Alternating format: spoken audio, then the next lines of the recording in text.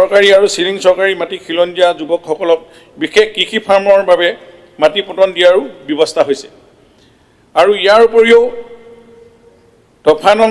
14.4 অনুসৰি খিলঞ্জীয়া ভূমিহীন লোকক যোগ্যতাৰ ভিত্তিত কামৰূপ মহানগৰত একঠা 5 লোচা আৰু অন্য চহৰত আমি একঠা 10 লোচালৈকে মাটি ঘৰবাৰী উদ্দেশ্যে আবেদন ভিত্তিত ভূমি পট্টন দিয়াৰ ব্যৱস্থা আছে। আৰু পূৰ্বতে ইয়াৰ যি জৰ্নেল ভেলুৰ ওপৰত যিটো পে'মেণ্ট আগতে দিব লাগিছিল, গুৱাহাটীৰ বাদে অন্যান্য চহৰবিলাকত 100%, সেইটো উঠাই আমি গুৱাহাটীত যিটো স্লেব আছে 100 RCC ঘৰ হ'লে, 30% আমাৰ আছাম টাইপ ঘৰ হ'লে আৰু 10% মাহৰ বা জুপুৰি ঘৰ হ'লে যিটো প্ৰিমিয়াম দিব লাগে, সেইটো আমি সকলো চহৰলৈকে এই আইনখন আমি এক্সপাণ্ড কৰি দিয়া হ'ল। গতিকে এতিয়া অন্যান্য চহৰবিলাকতো এই সুবিধা ৰাইজে ল'ব পাৰে। গতিকে এনেধৰণে মিছন বসুন্ধৰাৰ যোগেদি আমি খিলঞ্জীয়া মানুহৰ হওক ভাৰতীয় মানুহৰ এই ভূমি যাতে তেওঁলোকে অধিকাৰটো পায় আৰু দীৰ্ঘদিনীয়া ভূমি সমস্যাবোৰ সমাধান হয়, তাৰ কাৰণে আমি এই মিছন বসুন্ধৰাত এই লাঞ্চটো আমি কৰি আছোঁ। আৰু 14 নৱেম্বৰত আমি এই 13,39,000 আবেদন যি কৰিলে তেওঁলোকৰ ডিছপ'জ হ'ব। আৰু যদি কিবা ক্ৰিটিকেল কেছবোৰ থাকি গৈছে, কিছুমান কাম আমি নোৱাৰোঁ, এতিয়া ভিজিআৰ পিজিআৰ মাত্ৰ আমি 2টা কেটেগৰী মানুহকে আমি ছেটেলমেণ্ট দিব পৰা অৱস্থাত আছোঁ। কাৰণ ক'ৰবাত যদি গভৰ্ণমেণ্টে আগতে MNP পতা দি থৈছিল চমুৱাই দিব আৰু গৰাখহনীয়াত বা ক'ৰবাত এফেক্ট হ'লে চৰকাৰীভাৱে ক'ৰবাত যদি সংস্থাপন দি থোৱা আছে, তেওঁলোকক আমি এই মিছন বসুন্ধৰাটোত ভিজিআৰ পিজিআৰ মাতিও ছেটেলমেণ্ট দিবৰ কাৰণে আমাৰ এই বসুন্ধৰাত আমি এইটো সুবিধা কৰি দিয়া হৈছে। Thank you. এতিয়া বাকী বহু মানুহ এনেকুৱা ধৰণৰ কোনো কাগজ পত্ৰ দেখুৱাব পৰা নাই, সেইখিনি থাকি গৈছে। আমি সেইটোত আমি বসুন্ধৰা আমি নেক্সট ফেজ আমি যেতিয়া কৰিম 3.0 হয়, তাত সেই সবখিনিও আমি সমাধান কৰি দিবৰ কাৰণে আমি ৰেভিনিউ আৰু ডিজাষ্টাৰ মেনেজমেণ্টে আমাৰ মাননীয় মুখ্যমন্ত্ৰী ডক্টৰ হিমন্ত বিশ্ব শৰ্মা ডাঙৰীয়াৰ যিহেতু এখন সপোনৰ আঁচনি, তেখেতে এই ভূমি সংক্ৰান্তীয় সকলো সমস্যা সমাধান কৰিবৰ কাৰণে ৰেভিনিউ বিভাগক এনেধৰণে এটা নিৰ্দেশ দিছে। মই ভাবোঁ আজি অসমৰ ভূমি ও ৰাজহ বিভাগৰ অধীনত 1886 অধীনত 10ম অধ্যায়ত এটা অনুসৰি ট্ৰাইবেল বেল্ট ব্লকবিলাকৰ কথাও আমাৰ ইয়াতে উল্লেখ আছে। আৰু এইবিলাক সংৰক্ষণ কৰি আৰু শ্ৰেণীৰ ভূমি অধিকাৰ খিলঞ্জীয়া শ্ৰেণীৰ হাতত ৰখাৰ ব্যৱস্থা আছে। গতিকে এনেধৰণে এই পলিচিখনত সুন্দৰকৈ এইবিলাক আমাৰ ভূমি সুৰক্ষাৰ কাৰণে এটা দিশ দেখুৱাই থৈ গৈছে। মই ভাবোঁ এই পলিচিখন থাকোঁতে আকৌ এখন নতুন পলিচি আমি অনাটো আমাৰ বিভাগে বিচৰা নাই, যিহেতু অসমৰ এখন স্পষ্ট ভূমি নীতি 2019 বলবৎ হৈ আছে, য'ত খিলঞ্জীয়াসকলৰ ভূমি পটা, ভূমি ব্যৱহাৰ, কৃষিভূমি হস্তান্তৰ ও সংৰক্ষণ, সত্ৰ আৰু বুৰঞ্জী প্ৰসিদ্ধ স্থানসমূহৰ সংৰক্ষণ, একচনীয়া মাটিৰ ম্যাদীকৰণ, জৰীপ নোহোৱা অঞ্চলত জৰীপ, বেদখল উচ্ছেদ আদিৰ লগতে সংৰক্ষিত বেল্ট ব্লকসমূহত ভূমি সংৰক্ষণ ইত্যাদিৰ বিষয়ে বিতংভাৱে বৰ্ণনা কৰা আছে। গতিকে এখন নতুন ভূমি নীতি প্ৰস্তাৱ কৰাৰ বৰ্তমান মই প্ৰয়োজন নাই বুলি ভাবিছোঁ। Thank you. গতিকেলৈ এইখন নীতিতেই এই পলিচিতে আৰু 1886ৰ যিখন এক্ট লেণ্ড ৰেভিনিউ, এইখনতো সুন্দৰভাৱে ক্লিয়াৰ আছে। গতিকে এই গোটেইখিনি স্পষ্টভাৱে যদি আমি অধ্যয়ন কৰোঁ বা এইখিনিক আমি ব্যৱহাৰ কৰোঁ, নিশ্চয় আমাৰ থলুৱা খিলঞ্জীয়া মানুহৰ ভূমি সুৰক্ষা হ'ব। আৰু তেওঁলোকৰ আজি ইণ্ডাষ্ট্ৰিয়েলাইজেশ্যন বা আমি ইয়াত যেনেকৈ ধৰণে আমি মাটিৰ আজি ব্যৱহাৰ আমি যেনেধৰণে কৰিবলৈ গৈ আছোঁ, ইণ্ডাষ্ট্ৰিয়েলাইজেশ্যন হওক অন্যান্য ক্ষেত্ৰতো আমাৰ এইখন তেখেতে এটা কুৱেশ্যন ডিজিটেলাইজেশ্যনৰ কাৰণে অসুবিধা দিছিলে, সেইটো এড্ৰেছ কৰক আৰু কনক্লুড কৰক। ডিজিটেলাইজেশ্যন এতিয়াতো আমি সকলো ডিজিটেলাইজ হৈ গৈছে, তাৰ কাৰণে আমি এতিয়া খাজানা লঞ্চ কৰা হৈছে। আপোনালোকে জানে আজিকালি আপুনি কলিকতাত বা বাহিৰত থাকিলেও অনলাইনত আপুনি খাজানা দিব পৰা ব্যৱস্থা হৈ গৈছে। আজি ৰেজিষ্ট্ৰেশ্যন কৰাৰ পাছত ডিড কৰাৰ পাছতে আপোনালোকে চাৰ্কুল অফিচৰ লগে লগে অনলাইন যোগেদি আপুনি নিৰ্দিষ্ট সময়ত আপোনাৰ নামটো নামজাৰি হৈ যাব। মানে এনেধৰণৰ এই ডিজিটেলাইজ ছিষ্টেমটো বহুত ডেভেলপ কৰি দিয়া হৈছে। গতিকে এইখিনি অসমৰ জনসাধাৰণৰ লগত পৰিচয় হৈ গৈছে এতিয়া যে ডিজিটেলাইজ বস্তু কি আৰু নতুন টেকন'লজিবিলাক কেনেধৰণে এডপ্ট কৰা হৈছে। আৰু এতিয়া আমাৰ 1017খন আমাৰ যেনেকৈ নন কেডেষ্ট্ৰিয়েল ভেজ আছিল, সেইবিলাকৰ প্ৰায় এটা 50% আমি ছাৰ্ভে কৰা হৈ গ'ল, ডিটেইল ছাৰ্ভে চলি আছে। সেইখিনি ৰাইজকো আমি এতিয়া তেওঁলোকক ভূমি পটা পাব যিখন NC ভিলেজ আছিলে Thank you. এনেকৈ ধৰণে Please conclude. আপোনাৰ মাননীয় সদস্যজনৰ যিখিনি কথা মই ভাবোঁ তেখেতে যিটো অনুভৱ বা তেখেতে যিখিনি কথা চিন্তা কৰি আছে যে ভূমিৰ সুৰক্ষা ইণ্ডাষ্ট্ৰিয়েলাইজেশ্যন বা অন্যান্য ক্ষেত্ৰত আমাৰ এই 2019 পলিচিটো আমি যদি ভালকৈ ব্যৱহাৰ কৰোঁ আমি সকলোৱে যদি SDLSC যোগেদি গোটেই কথাখিনি নিজৰ জিলাত আমি এই কথাখিনি গভীৰভাৱে চিন্তা কৰি সিদ্ধান্ত লওঁ নিশ্চয় আমাৰ সকলো ভূমি সমস্যা সমাধান হ'ব গতিকে মাননীয় বিধায়কজনক মই এইকেইটা কথা কৈয়ে তেখেতৰ এই নতুন আকৌ এখন পলিচিৰ ক্ষেত্ৰত যাতে প্ৰয়োজন নাই মোৰ বক্তব্যত এই বিষয়টো ক্লিয়াৰ কৰিছোঁ ধন্যবাদ এতিয়া মাননীয় সদস্য শ্ৰী ভাস্কৰজ্যোতি বৰুৱা ডাঙৰীয়া আপোনাৰ সংকল্প প্ৰস্তাৱটো প্ৰত্যাহাৰ কৰিবনে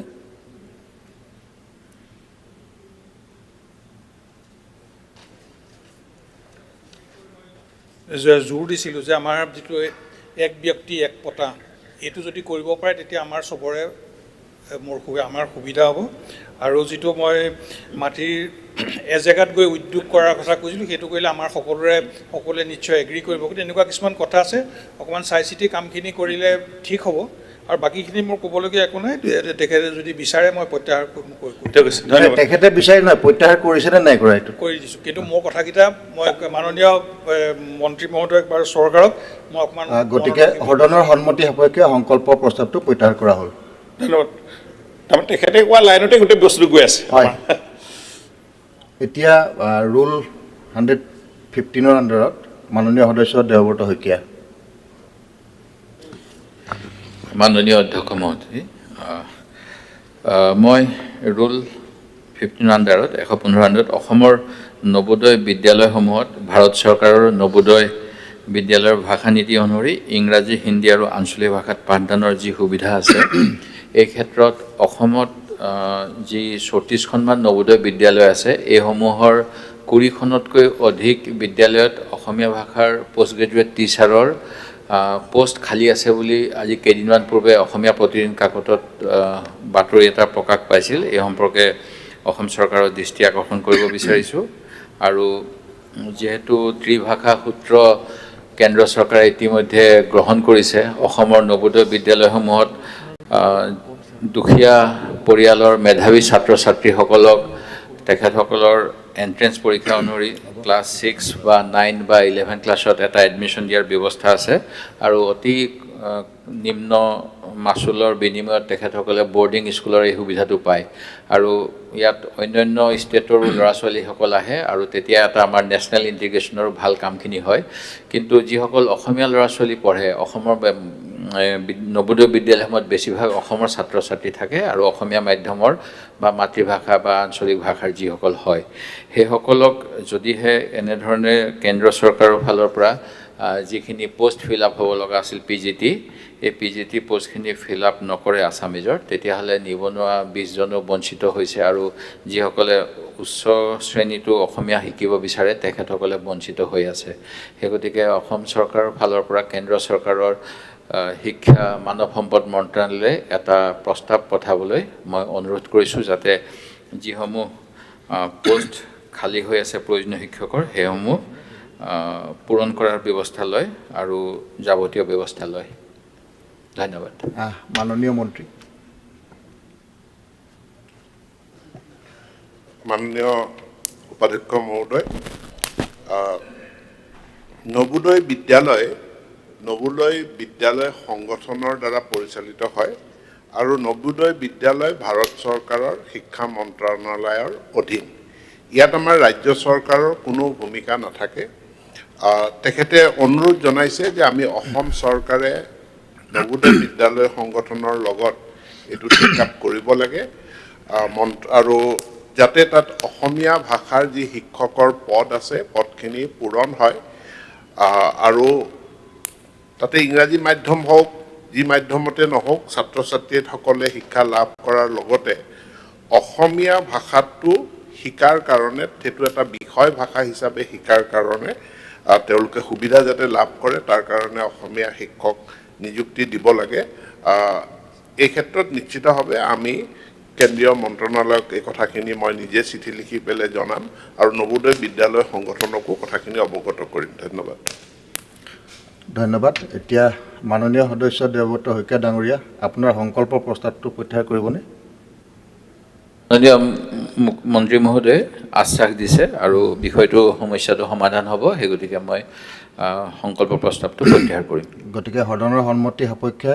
সংকল্প প্ৰস্তাৱটো প্ৰত্যাহাৰ কৰা হ'ল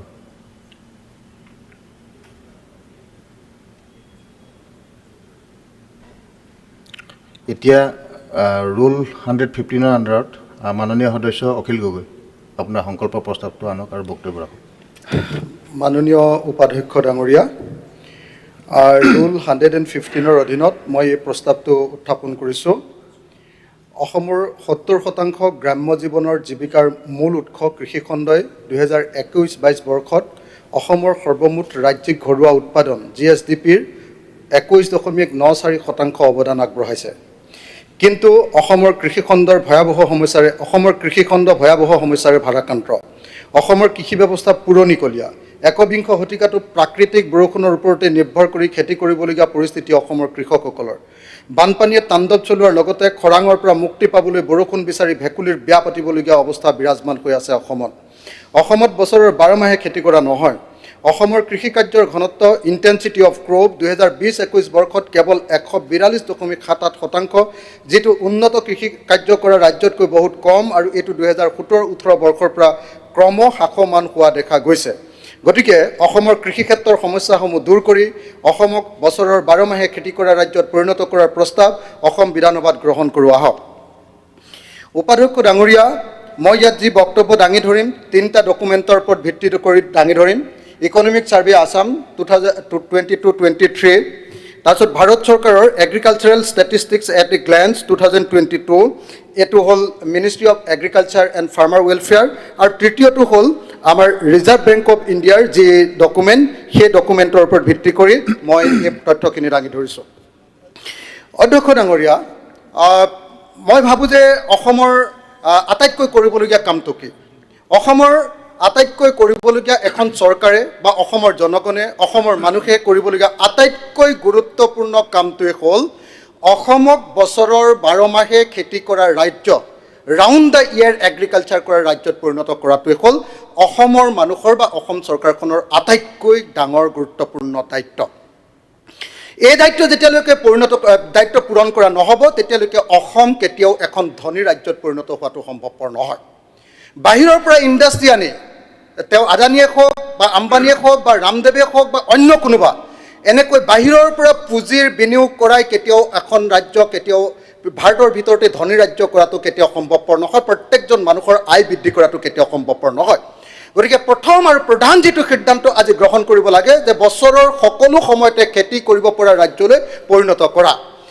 বছৰৰ সকলো সময়তে যদি খেতি কৰা ৰাজ্যলৈ পৰিণত কৰিব পৰা যায় তাৰ কাৰণে প্ৰথম যেটো কাম কৰিব লাগিব হেতু হল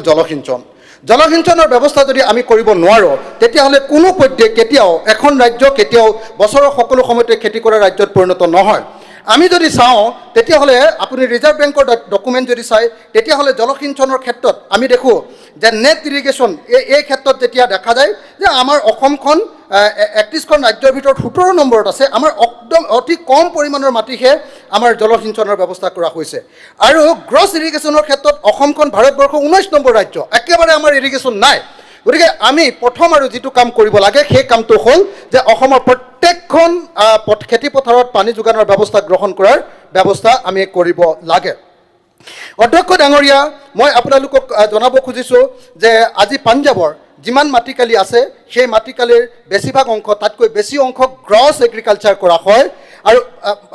আৰু গ্ৰছ এগ্ৰিকালচাৰৰ যি মাটি তাৰ ভিতৰত বেছিভাগ অংশতে পাঞ্জাবৰ জলসিঞ্চন কৰা হয় কিন্তু অসমৰ মুঠ মাটিকালিৰ 17 বা 18% আজি পৰ্যন্ত চৰকাৰী হিচাপেটো তাকো ৰিজাৰ্ভ বেংকৰ হিচাপ এই হিচাপ মতে কেৱল 17 বা 18% আজিৰ দিনটোত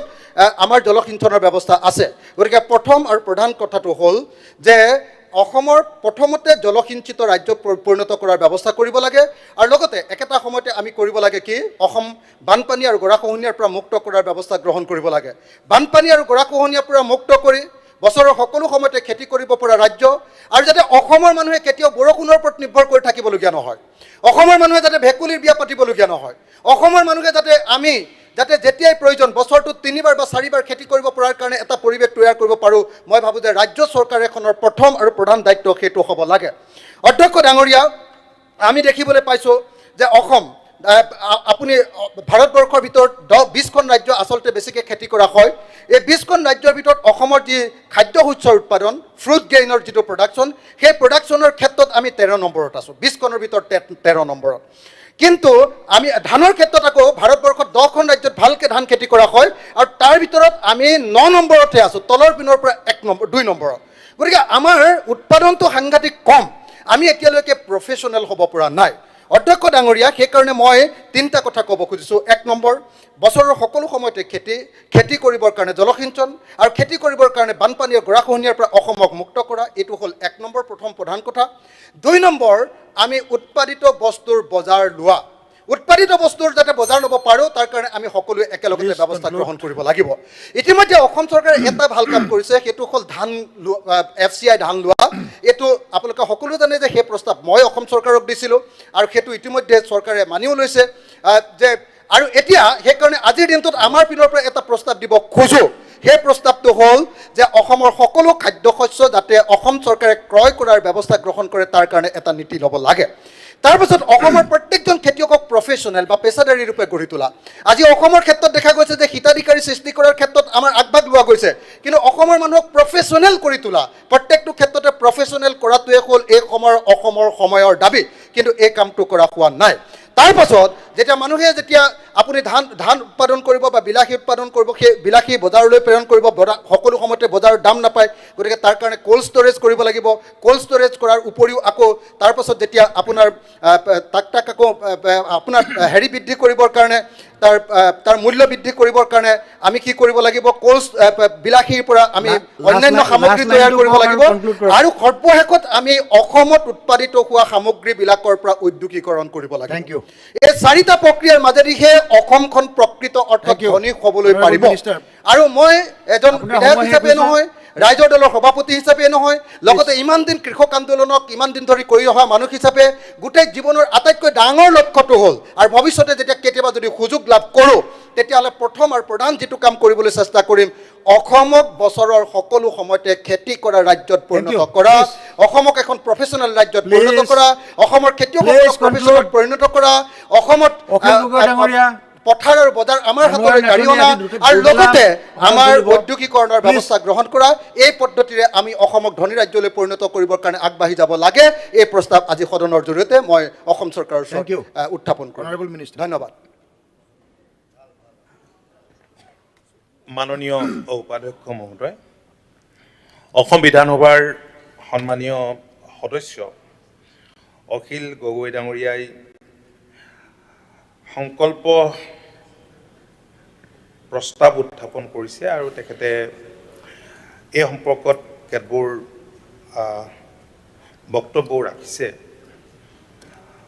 তো মই ভাবিছিলোঁ যে কৃষক মুক্তিক প্ৰতিনিধিত্ব কৰা অখিল গগৈ ডাঙৰীয়াই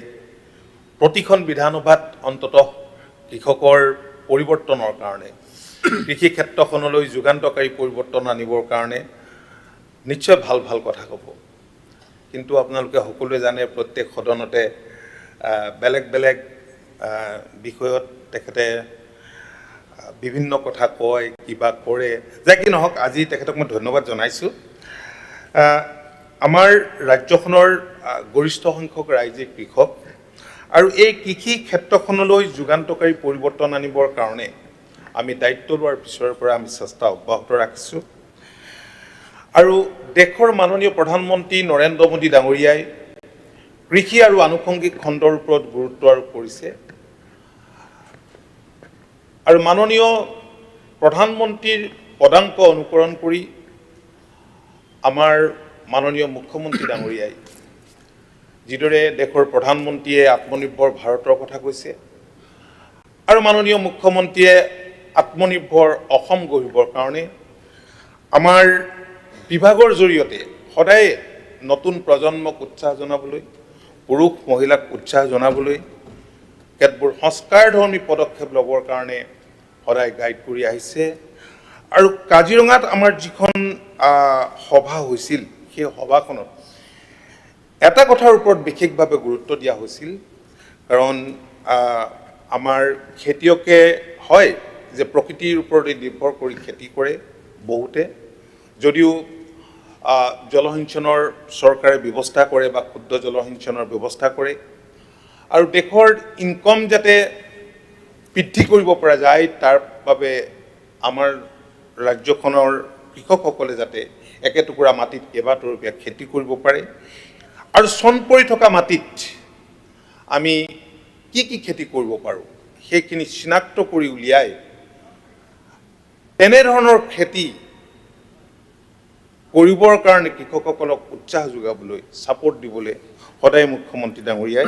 আমাক কৈ আহিছে আৰু আপোনালোকে জানে যে আমাৰ ৰাজ্যখনৰ বেছিভাগ কৃষকে ধান খেতি কৰে কিন্তু ধানৰ মূল্য আজি কেইবছৰমানৰ আগতে একেবাৰে কৃষকে নাপাইছিল যাৰ কাৰণে মাননীয় মুখ্যমন্ত্ৰীৰ তৎপৰতাত FCI agriculture marketing board NABARD NAFED নাকব এইবিলাকৰ সহায়ত ফুড এণ্ড চিভিল ছাপ্লাই কৰ্পৰেশ্যনৰ সহায়ত আমাৰ মাননীয় মন্ত্ৰীগৰাকীও আছে আমি যৌথভাৱে পেটি প্ৰকিউৰমেণ্টৰ ব্যৱস্থা কৰিছিলোঁ আৰু এই বছৰ কৃষকক আৰু অধিক ছাপোৰ্ট দিছে চৰকাৰে আৰু দেখা গৈছে যে বৰ্তমান সময়ত যে মই নিজেও গৈছিলোঁ মুখ্যমন্ত্ৰী ডাঙৰীয়াই কৈছিল যে আপুনি নিজে যাওক কাৰণ আমাৰ 4 লাখ মেট্ৰিক টন প্ৰথম অৱস্থাত ৰেজিষ্টাৰ হৈছিলে মানুহে বিক্ৰী কৰিছিলে কিন্তু পিছত কিয় কম আহিছে এইটো চাওকচোন তেতিয়া গৈ দেখিলোঁ মই মালৈবাৰীলৈ গৈছিলোঁ মালৈবাৰীত যাওঁতে কৃষকসকলে ক'লে যে যোৱা বছৰ যিহেতু চৰকাৰে MSP ক্ৰয় কৰাৰ ব্যৱস্থা কৰিলে আৰু সেইকাৰণে এইবাৰ খেতিয়কসকলে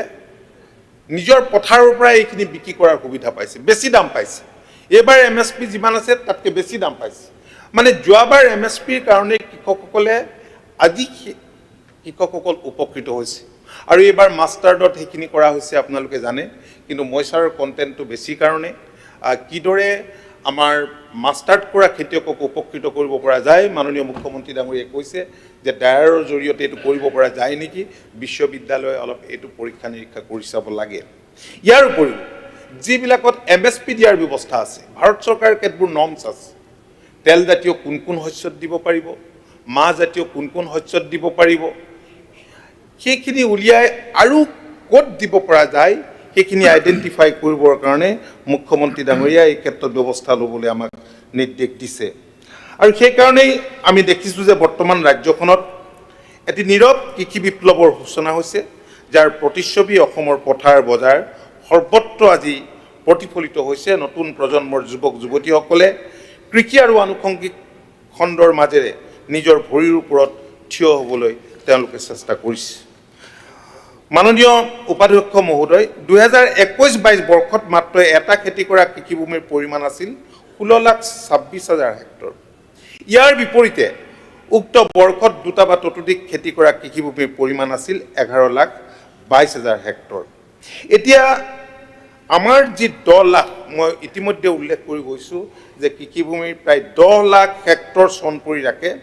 ইয়াৰ ভিতৰত 6 লাখ হেক্টৰ কৃষিভূমিৰ অধিকাংশতে জলসিঞ্চনৰ কিন্তু ব্যৱস্থা আছে আৰু বাকী থকা কিছু পৰিমাণৰ ভূমি প্ৰাকৃতিকভাৱে আৰ্দ্ৰভূমি আমি কাজিৰঙাত মই উল্লেখ কৰিছিলোঁ যে চিন্তন শিবিৰত ৰাজ্যখনৰ এনেদৰে চন পৰি থকা বৃহৎ পৰিমাণৰ ভূমিক কৃষকৰ বাবে উপাৰ্জনৰ নিশ্চিত উৎস হিচাপে গঢ়ি তোলাত গুৰুত্ব আৰোপ কৰিছিল আৰু সেইকাৰণেই 2026-27 বৰ্ষৰ ভিতৰত এই 6 লাখ হেক্টৰ কৃষিভূমিৰ ভিতৰৰ 2 লাখ হেক্টৰ কৃষিভূমিত অইল পামৰ খেতি 4 লাখ হেক্টৰ কৃষিভূমিত সৰিয়হৰ খেতি 1.68 লাখ হেক্টৰ কৃষিভূমিত মাহজাতীয় শস্যৰ খেতি 14,000 হেক্টৰ কৃষিভূমিত মিলেট 25,000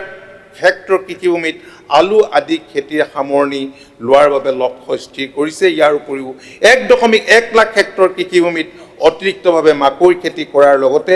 20,000 হেক্টৰ কৃষিভূমি প্ৰাকৃতিক কৃষিৰ জৰিয়তে সামৰি লোৱাৰ বাবে আঁচনি যুগুতাই লোৱা হৈছে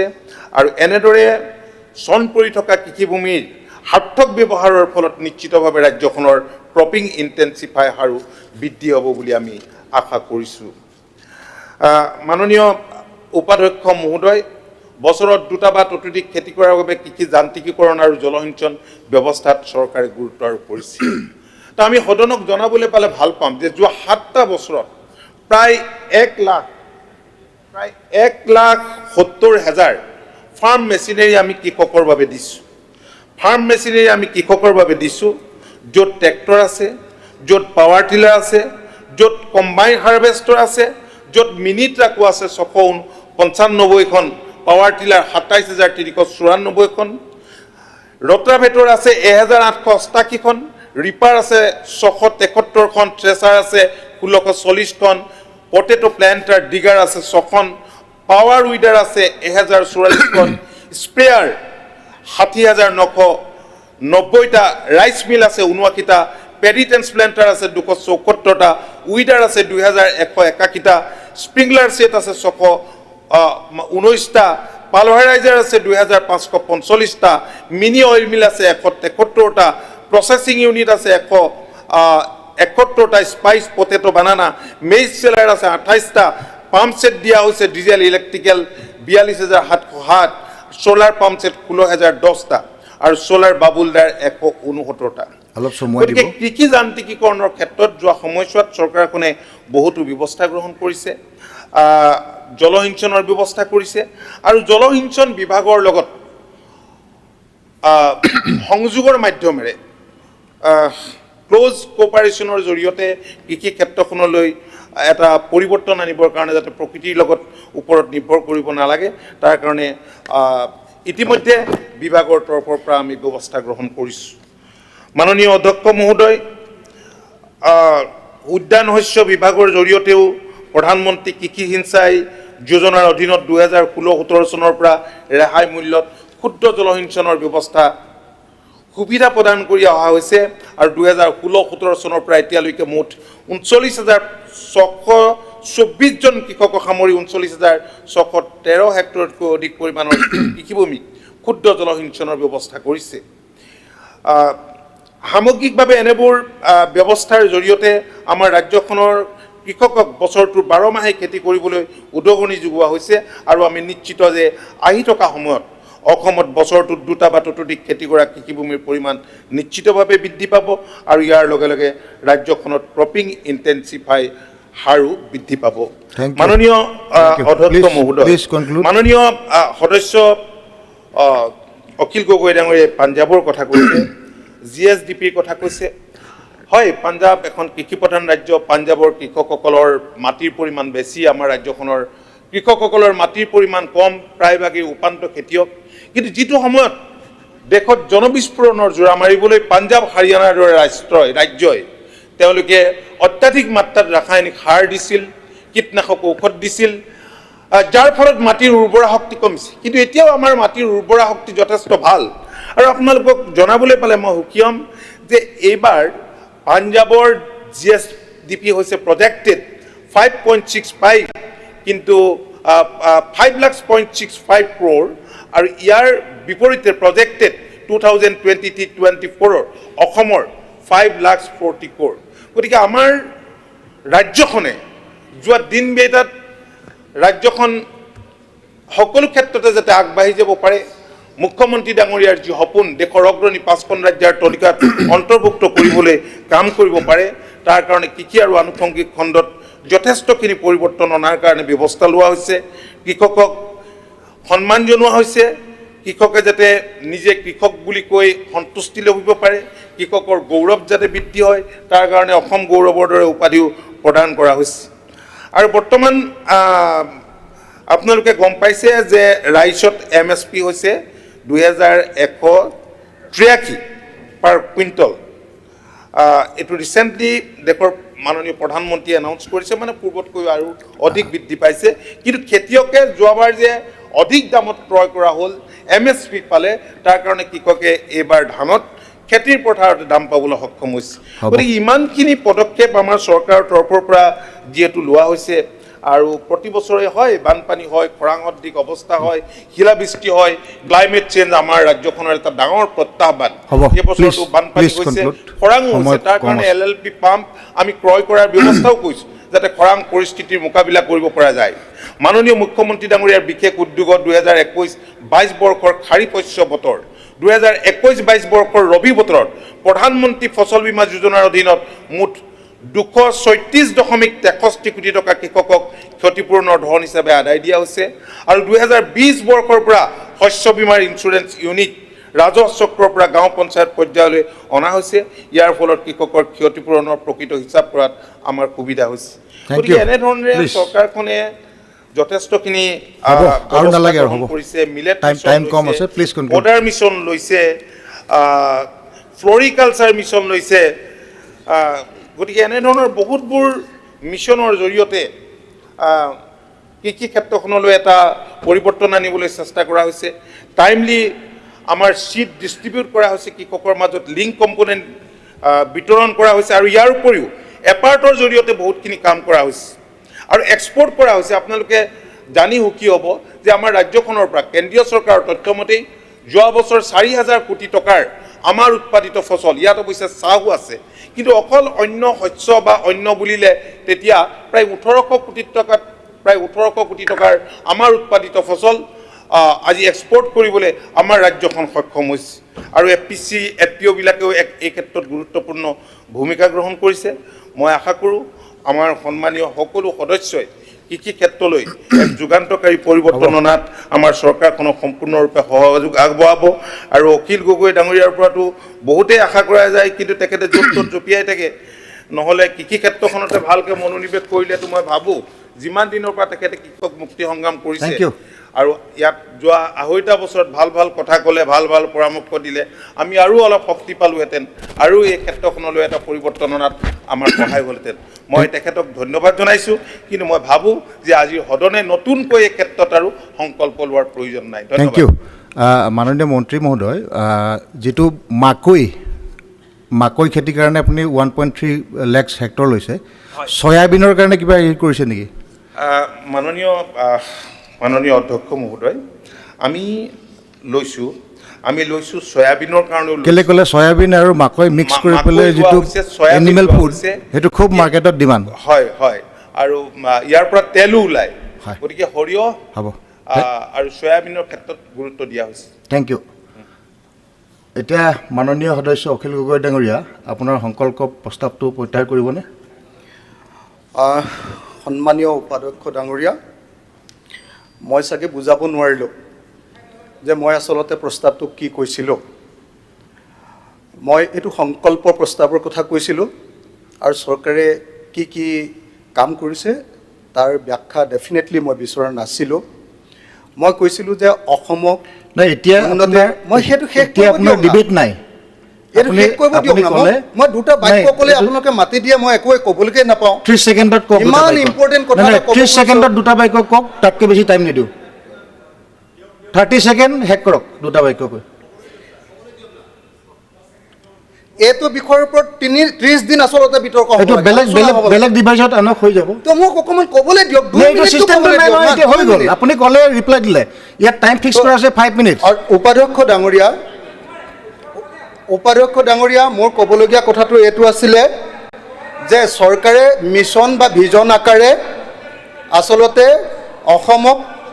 বছৰৰ সকলো সময়তে খেতি কৰা ৰাজ্যত পৰিণত কৰিবৰ কাৰণে কিবা এটা ব্যৱস্থা ল'ব লাগে এইটো হ'লে আমিও পাৰ্টিচিপেট কৰিব পাৰি ছাৰ এটা চৰকাৰৰ ভিজন বা মিছন হোৱা দৰকাৰ কিন্তু মোৰ বিষয়টোৰ ভিতৰলৈ নোসোমাই কিছুমান যান্ত্ৰিক তথ্য দি মোৰ গোটেই বিষয়টো আপোনাৰ পৰা কোনো ইণ্টেলেকচুৱেল ৱৰ্ড নাই আমি আশা কৰিছিলোঁ খুব ইণ্টেলেকচুৱেল কিবা এটা কথা ক'ব প্ৰস্তাৱ দিছোঁ এই প্ৰস্তাৱটো মই উঠাই নলওঁ মাননীয় সদস্য শ্ৰী অখিল গগৈ ডাঙৰীয়াই উত্থাপন কৰা সংকল্প প্ৰস্তাৱটো গৃহীত কৰাৰ সদনৰ সন্মতি আছে নেকি যিসকল সদস্য অপক্ষে আছে তেখেতসকলে কওক হয় যিসকল বিপক্ষে আছে তেখেতসকলে নহয় সংকল্প প্ৰস্তাৱটো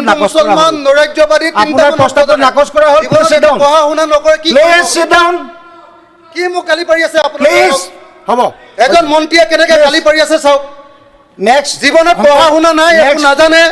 গোটেই জীৱন ৰাজপথত কৰি আহিছে এতিয়া খালি মোক অকল এনে গালি পাৰি হ'বনে বক যিমান চিৰিয়াছ কথা এটা কৈছিলোঁ এই কথাটোৰ ওপৰত বিতৰ্ক কৰিব নোৱাৰে আপুনি মই হ'লে মাটি নি আপুনি মুখ্যমন্ত্ৰী বুলি স্বীকৃতি দিছে ৰাজহুৱাকৈ প্লিজ প্লিজ প্লিজ কিয় কয় আপুনি মুখ্যমন্ত্ৰী বুলি স্বীকৃতি দিলে দেখোন ৰাজহুৱাকৈ এক মিনিট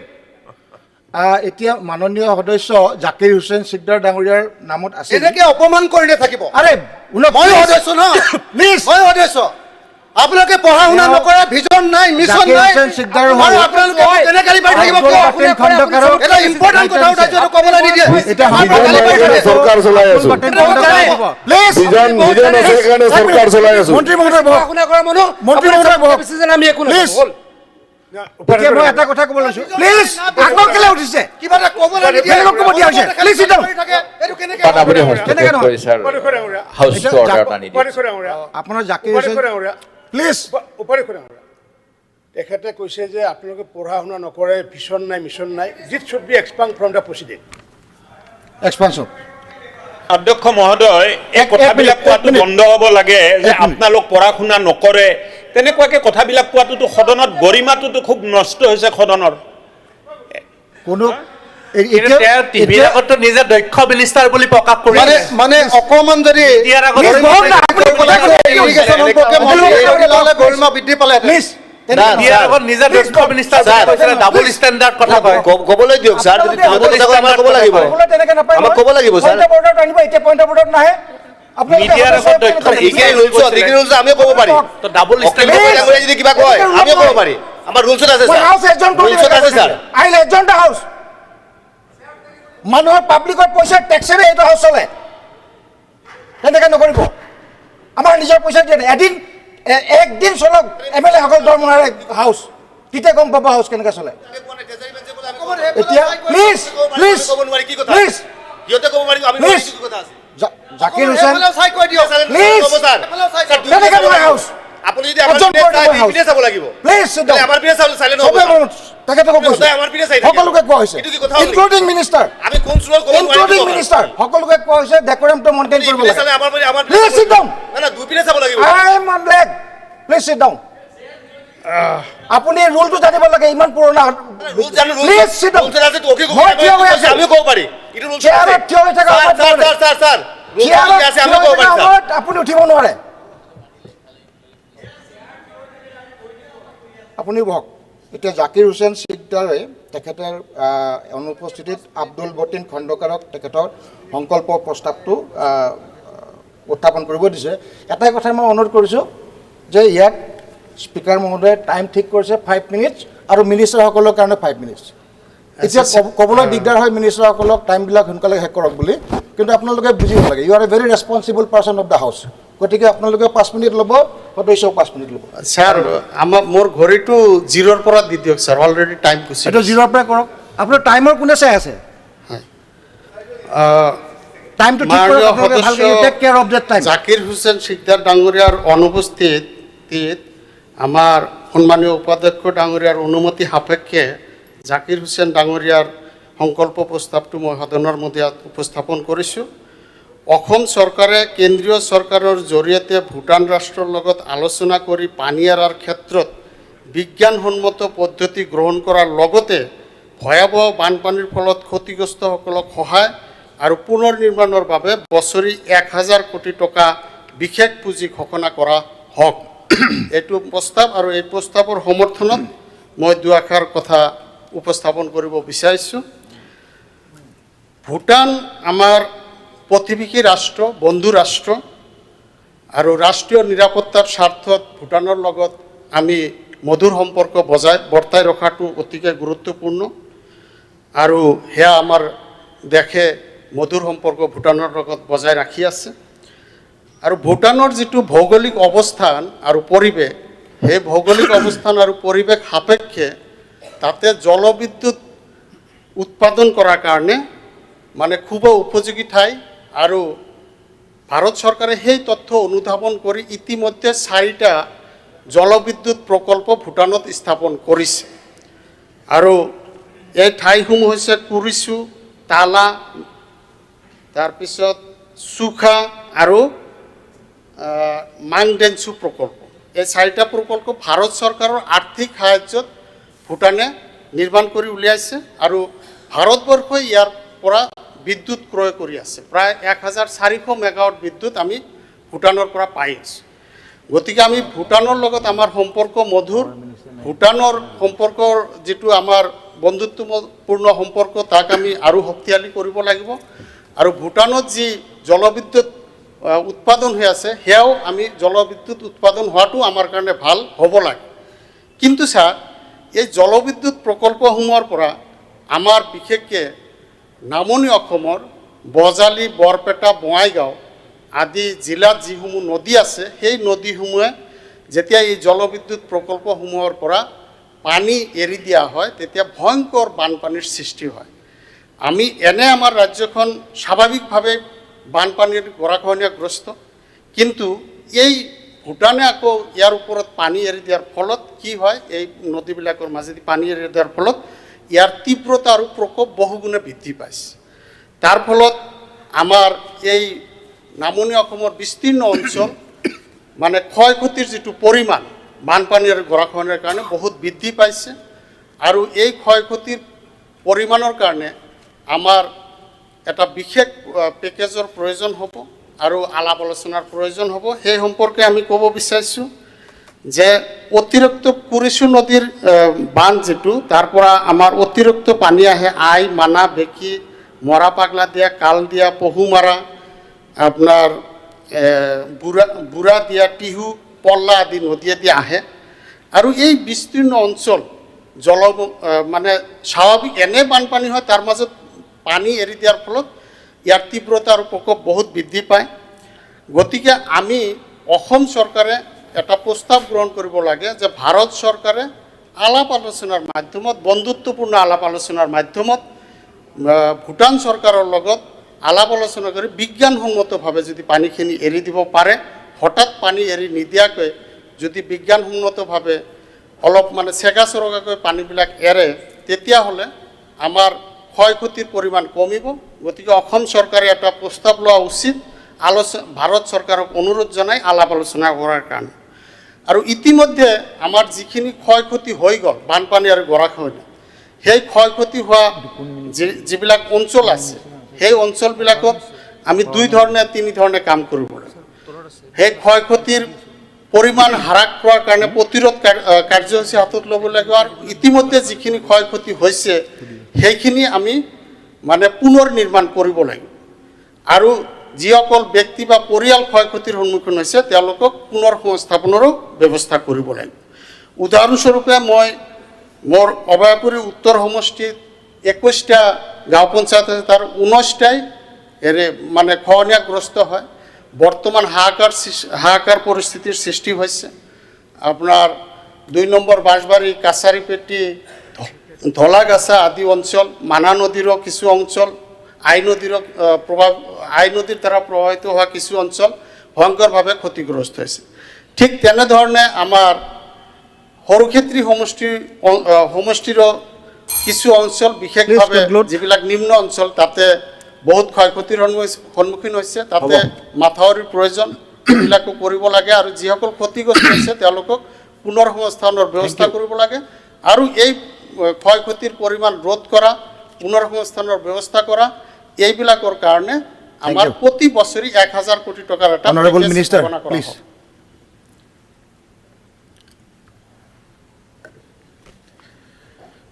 সন্মানীয় উপদেষ্টা মহোদয় সন্মানীয় বিধায়ক জাকিৰ হুছেইন সিকদাৰ যি সংকল্প প্ৰস্তাৱ আৰু তেখেতৰ হৈ সন্মানীয় বিধায়ক আব্দুল বাতিম খণ্ডাকাৰ ডাঙৰীয়াই যিটো ইয়াতে উত্থাপন কৰিছে এই সন্দৰ্ভত মই ক'ব বিচাৰিছোঁ যে আজি ভূটানৰ কৰিছো বান্ধে যে পানী এৰি দিয়াৰ ফলতেই অসমৰ বঙাইগাঁও বক্সা বজালি আদি জিলাকেইখনত বানপানীৰ পৰিস্থিতি প্ৰভাৱ বিস্তাৰ কৰে বুলি ভবা হয় কিন্তু এই কথা উল্লেখনীয় যে ব্ৰহ্মপুত্ৰ আৰু ইয়াৰ উপনদী যেনে মানস আই পাগলাদিয়া বেকি জলপৃষ্ঠ যেতিয়া উচ্চতা বৃদ্ধি হয় আৰু ভূটানৰ যেতিয়া আপাৰ যিটো কেটছমেণ্ট তাত প্ৰবল বৃষ্টিপাত হোৱাৰ ফলতহে প্ৰকৃততে বানপানী অসমত ভয়াৱহভাৱে সৃষ্টি হয় আৰু সাধাৰণতে এই বানপানীৰ ফলত বিশেষকৈ নামনি অঞ্চলসমূহত নদীসমূহৰ জলপৃষ্ঠ যেতিয়া ওপৰলৈ গুচি যায় আৰু তেতিয়াই প্ৰবল বৃষ্টিপাত হয় আৰু ভূটানৰ লগত এই কুৰচু বাঁধৰ লগত এইটো বিশেষ সম্পৰ্ক নাথাকে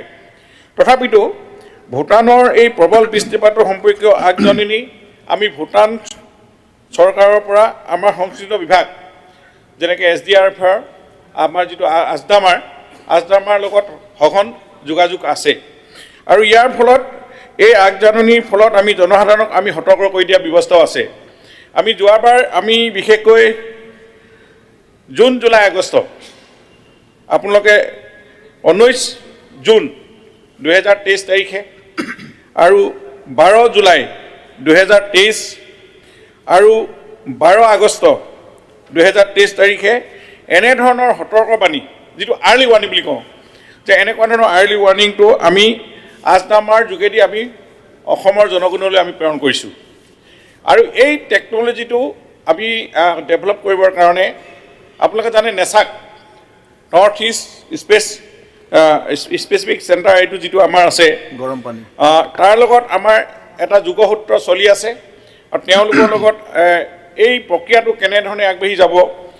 এই নেচাকৰ লগত আলোচনা কৰি এটা বিশেষ ষ্টেপ লোৱা হৈছে আৰু তেওঁলোকে ফাৰ্ষ্ট ফেজত এখন প্ৰতিবেদনো আমাক ছাবমিট কৰিছে কিন্তু আৰু এখন ফাইনেলখন আমাক এতিয়ালৈকে দিয়া নাই কিন্তু তেওঁলোকে গোটেই প্ৰক্ৰিয়াটো এটা ৰিচাৰ্চ কৰি আছে যে এই ভয়াৱহভাৱে নামনি অঞ্চলত কি হ'ব বানপানী হ'লে বা ব্ৰহ্মপুত্ৰ জলপৃষ্ঠৰ বাঢ়ি যোৱাৰ লগে লগে আমাৰ ভয়াৱহভাৱে যিবিলাক বানপানীৰ সৃষ্টি হয় মানুহৰ ক্ষতি হয় এই ক্ষতি কেনেকৈ ৰোধ কৰিব পৰা হয় এনেকুৱা ধৰণৰ টেকনলজি এটা ডেভেলপ কৰিবৰ কাৰণে আমাৰ নেচাৰৰ লগত এটা আলোচনা চলি আছে MOU চলি আছে হৈ আছে আৰু এই মই ভাবোঁ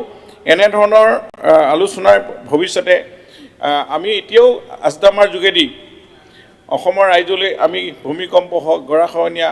বা এনেকুৱা ধৰণৰ বিলাকৰ ক্ষেত্ৰত আমাৰ এটা কিছু টেকনলজি ডেভেলপ হৈছে যে আমি আগতীয়াকৈ মানুহক জনাই দিব পাৰোঁ যে আমি লেণ্ডশ্লাইড হ'ব পাৰে ভূমিকম্প প্ৰবল বৃষ্টিপাত হ'ব পাৰে আমাৰ টেকনলজি পূৰ্বতকৈ যথেষ্ট ডেভেলপ হৈছে আৰু কেন্দ্ৰীয় চৰকাৰৰ লগতো এই সন্দৰ্ভত আলোচনা কৰি থকা হৈছে কেন্দ্ৰীয় চৰকাৰৰ লগতো আলোচনা কৰি আমাৰ আছদামাই ইয়াৰ এটা খুব সোনকালে আমি ভাবোঁ এটা ডিচিশ্যন আমাৰ হাতলৈ আহিব আৰু সন্মানীয় বিধায়কজনৰ বানপানী গৰাখহনীয়া আদি এই প্ৰাকৃতিক দুৰ্যোগসমূহৰ লগত সঠিকভাৱে মোকাবিলা কৰিবলৈ চৰকাৰৰ যথোপযুক্ত ব্যৱস্থা গ্ৰহণ কৰি আছে আৰু তাৰ কাৰণে আমাৰ পুঁজি আমাৰ হাতত যথেষ্ট আছে আমি আপোনালোকক জনাব বিচাৰিছোঁ যে ইয়াত আমি 21-22 আৰু 22-23 এই দুইটা বৰ্ষতে আমাৰ হাতত আমি SDRF শিতানত মুঠ 1785.60 কোটি টকা আৰু NDRFৰ শিতানত মুঠ 294.37 কোটি টকা টোটেল আমাৰ হাতত 2079.97 কোটি টকা আমাৰ হাতত অনুমোদন হৈছে গতিকে আপোনালোকে 1000 কৈছে তাতকৈ ডাবল আমাৰ হাতত এতিয়াও এই ইয়াক মোকাবিলা কৰিবৰ কাৰণে বানপানী গৰাখহনীয়া এনেকুৱা ধৰণৰ আমাৰ হাতত এই SDRF আৰু NDRFৰ পুঁজিটো যথেষ্ট আছে খালি আমাৰ কিছুমান টেকনলজি আছে আমি জানে ৰিহেবিলিটেশ্যন পলিচিও আমাৰ আছে য'ত আমি 1.5 লাখ টকাকৈ ঘৰ দিওঁ আৰু আমি তেওঁলোকৰ আধা বিঘালৈকে মাটি আমি দিব পাৰোঁ তাতো আমি 5 লাখ টকা বিঘাহে হ'ব পাৰিব 5 লাখ টকা বিঘা হ'লে আধা বিঘা মাটি ঘৰ বনাবলৈ যদি ঘৰ আৰু তেওঁৰ মাটি উটুৱাই লৈ গৈছে আৰু যদি খেতি পাতি উটুৱাই লৈ গৈছে তাতো আমি 1 লাখ টকাকৈ দিব পৰা এটা আমাৰ ৰিহেবিলিটেশ্যন পলিচি আছে এইখনতে আমি কেইবাটাও ঠাইত আমি এতিয়া কাৰ্যকৰী কৰিছোঁ এইখিনি কথা মই আপোনালোকৰ পৰৱৰ্তী সময়ত তথ্য সহকাৰে আমাৰ হাতত আছে আমি দিব পৰা ব্যৱস্থা আছে গতিকে আমি ভাবিছোঁ এই ভূটানৰ এই কুৰেচু বান্ধৰ ওপৰত যিটো প্ৰশ্ন আহিছে আৰু এই কুৰেচু বান্ধৰ পৰা ভয়াৱহভাৱে বিশেষ নামনি অঞ্চলত যেনেধৰণে মানুহে আতংক সৃষ্টি হয় যে পানী এৰি দিছে কিন্তু সেইটো নহয় সম্পূৰ্ণ যেতিয়া আমাৰ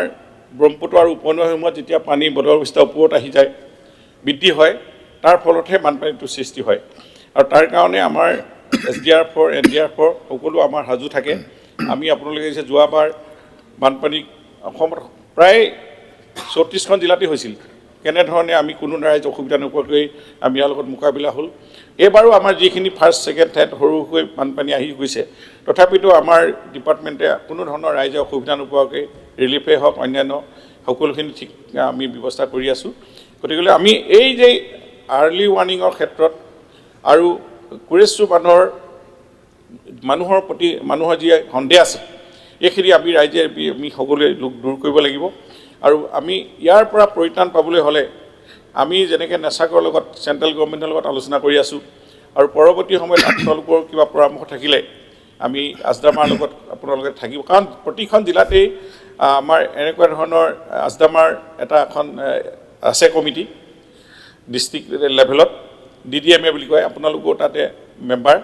আপোনালোকে তাতো পাতি আপোনালোকৰ ডিষ্ট্ৰিক্ট লেভেলত এনেকুৱা ধৰণৰ প্ৰাকৃতিক দুৰ্যোগৰ মোকাবিলা কৰি আমি যি টেকন'লজি আকৌ আমি এটা কৰিব পাৰোঁ। এৱাৰনেছটো মেইন, আমাৰ এৱাৰনেছটোহে মেইন, মানে ৰাইজক সজাগ কৰে। প্ৰাকৃতিক দুৰ্যোগ আমি ৰোধ কৰিব নোৱাৰোঁ, কিন্তু এৱাৰনেছ দি আমি জনসাধাৰণক বচাব লাগিব। জীৱন আৰু সম্পত্তি আমি ৰক্ষা কৰাৰ ক্ষেত্ৰত আমি কিমান দূৰ আগবাঢ়ি যাব পাৰোঁ, সজাগতা সৃষ্টি কৰি গাঁৱে ভূঞে সকলো ডিপাৰ্টমেণ্ট আমি যাব লাগিব।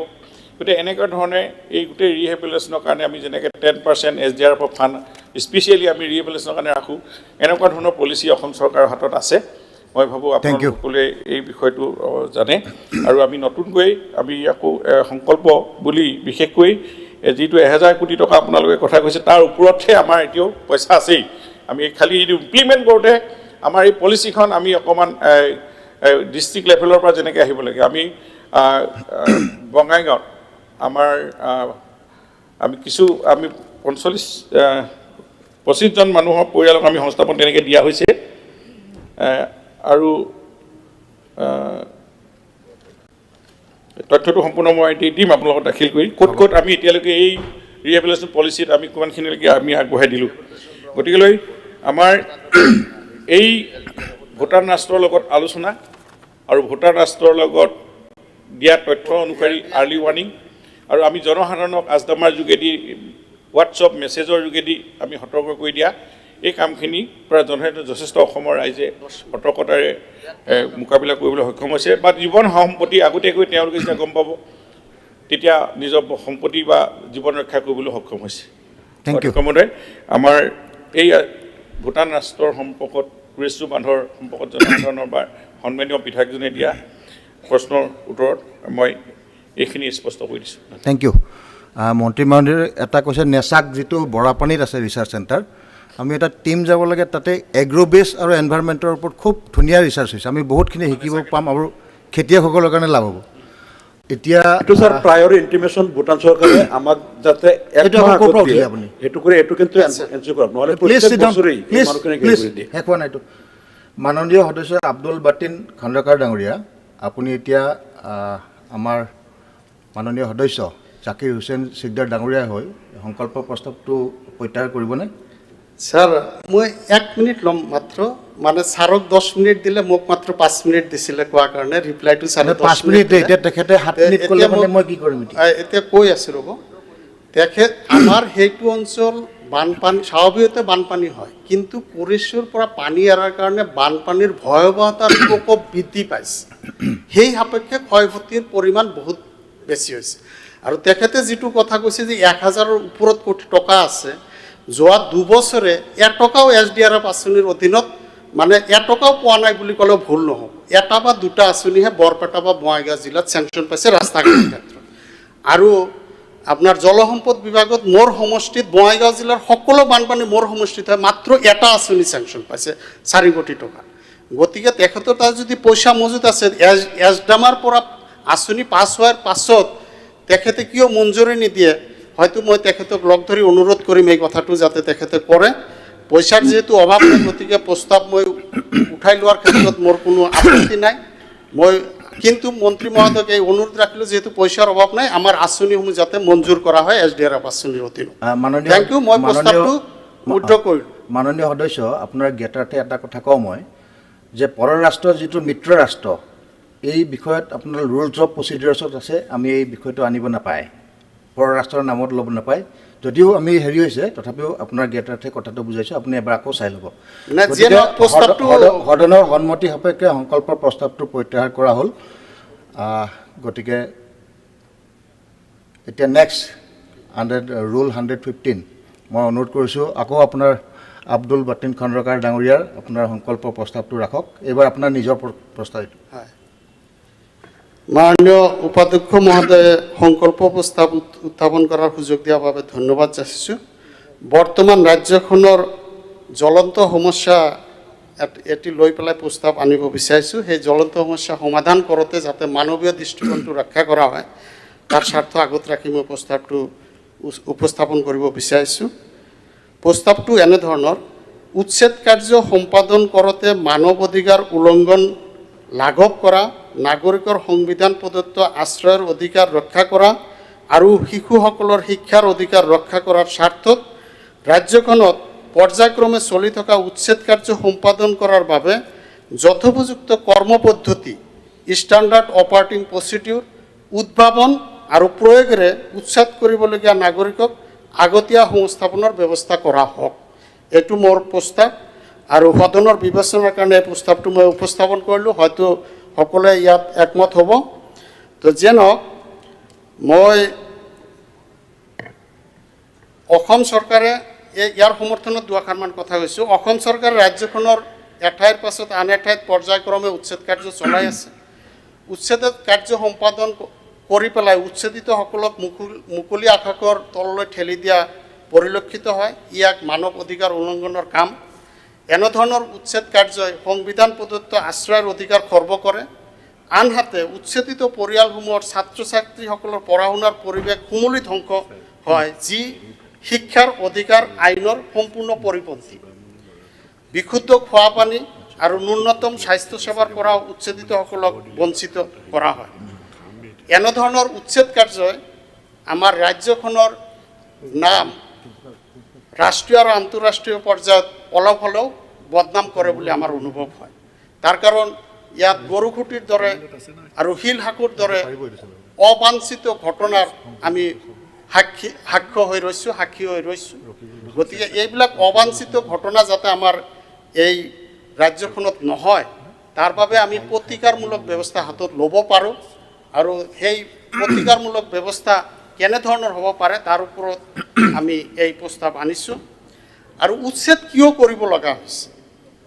মানে বেদখল হৈছে বুলি উচ্ছেদ কৰিব লগা হৈছে এতিয়া বেদখল কিয় হ'ল তাৰো এটা পৰ্যালোচনা হোৱাৰ দৰকাৰ অসমৰ 8% ভূমি স্বাধীনোত্তৰ অসমত ইতিমধ্যে প্ৰায় 8% ভূমি সম্পদ গৰাখহনীয়াত ইতিমধ্যে গুচি গৈছে আৰু পৰিমাণ হিচাপত 4.27 লাখ হেক্টৰ আৰু প্ৰতি বছৰে 8,000 হেক্টৰকৈ ভূমি গৈ আছে গৰাখহনীয়াত গৈয়ে আছে গতিকে ইয়াৰ ফলত আমাৰ কি হৈছে এই গৰাখহনীয়াৰ ফলত প্ৰায় 3,000 গাঁও সম্পূৰ্ণৰূপে আৰু প্ৰায় 500 গাঁও আংশিকভাৱে কি হৈছে নিক্ষেপ হৈ গৈছে নদীৰ বুকুত যা গৈছে আৰু তাৰ ফলত কি হৈছে আমি যদি ঠাউৰ কৰোঁ একজাক্ট তথ্য চৰকাৰৰ নাই আমি ভূমি সম্পদৰ পাৰ্চেণ্টেজ লৈ পেলাই বা গাঁও হিচাপত এভাৰেজ জনসংখ্যা যদি আমি কনচিডাৰ কৰি এটা অনুমান কৰোঁ তেনেহ'লে 30-32 লাখ মানুহ ইতিমধ্যে স্বাধীনোত্তৰ অসমত আশ্ৰয়হীন হ'ব লগা হৈছে কিহৰ কাৰণে গৰাখহনীয়াৰ কাৰণে কিন্তু আমাৰ চৰকাৰৰ কোনো স্পষ্ট নীতি নাই এই মানুহখিনিক পুনৰ সংস্থাপন কৰাৰ কাৰণে কিন্তু এটা কথা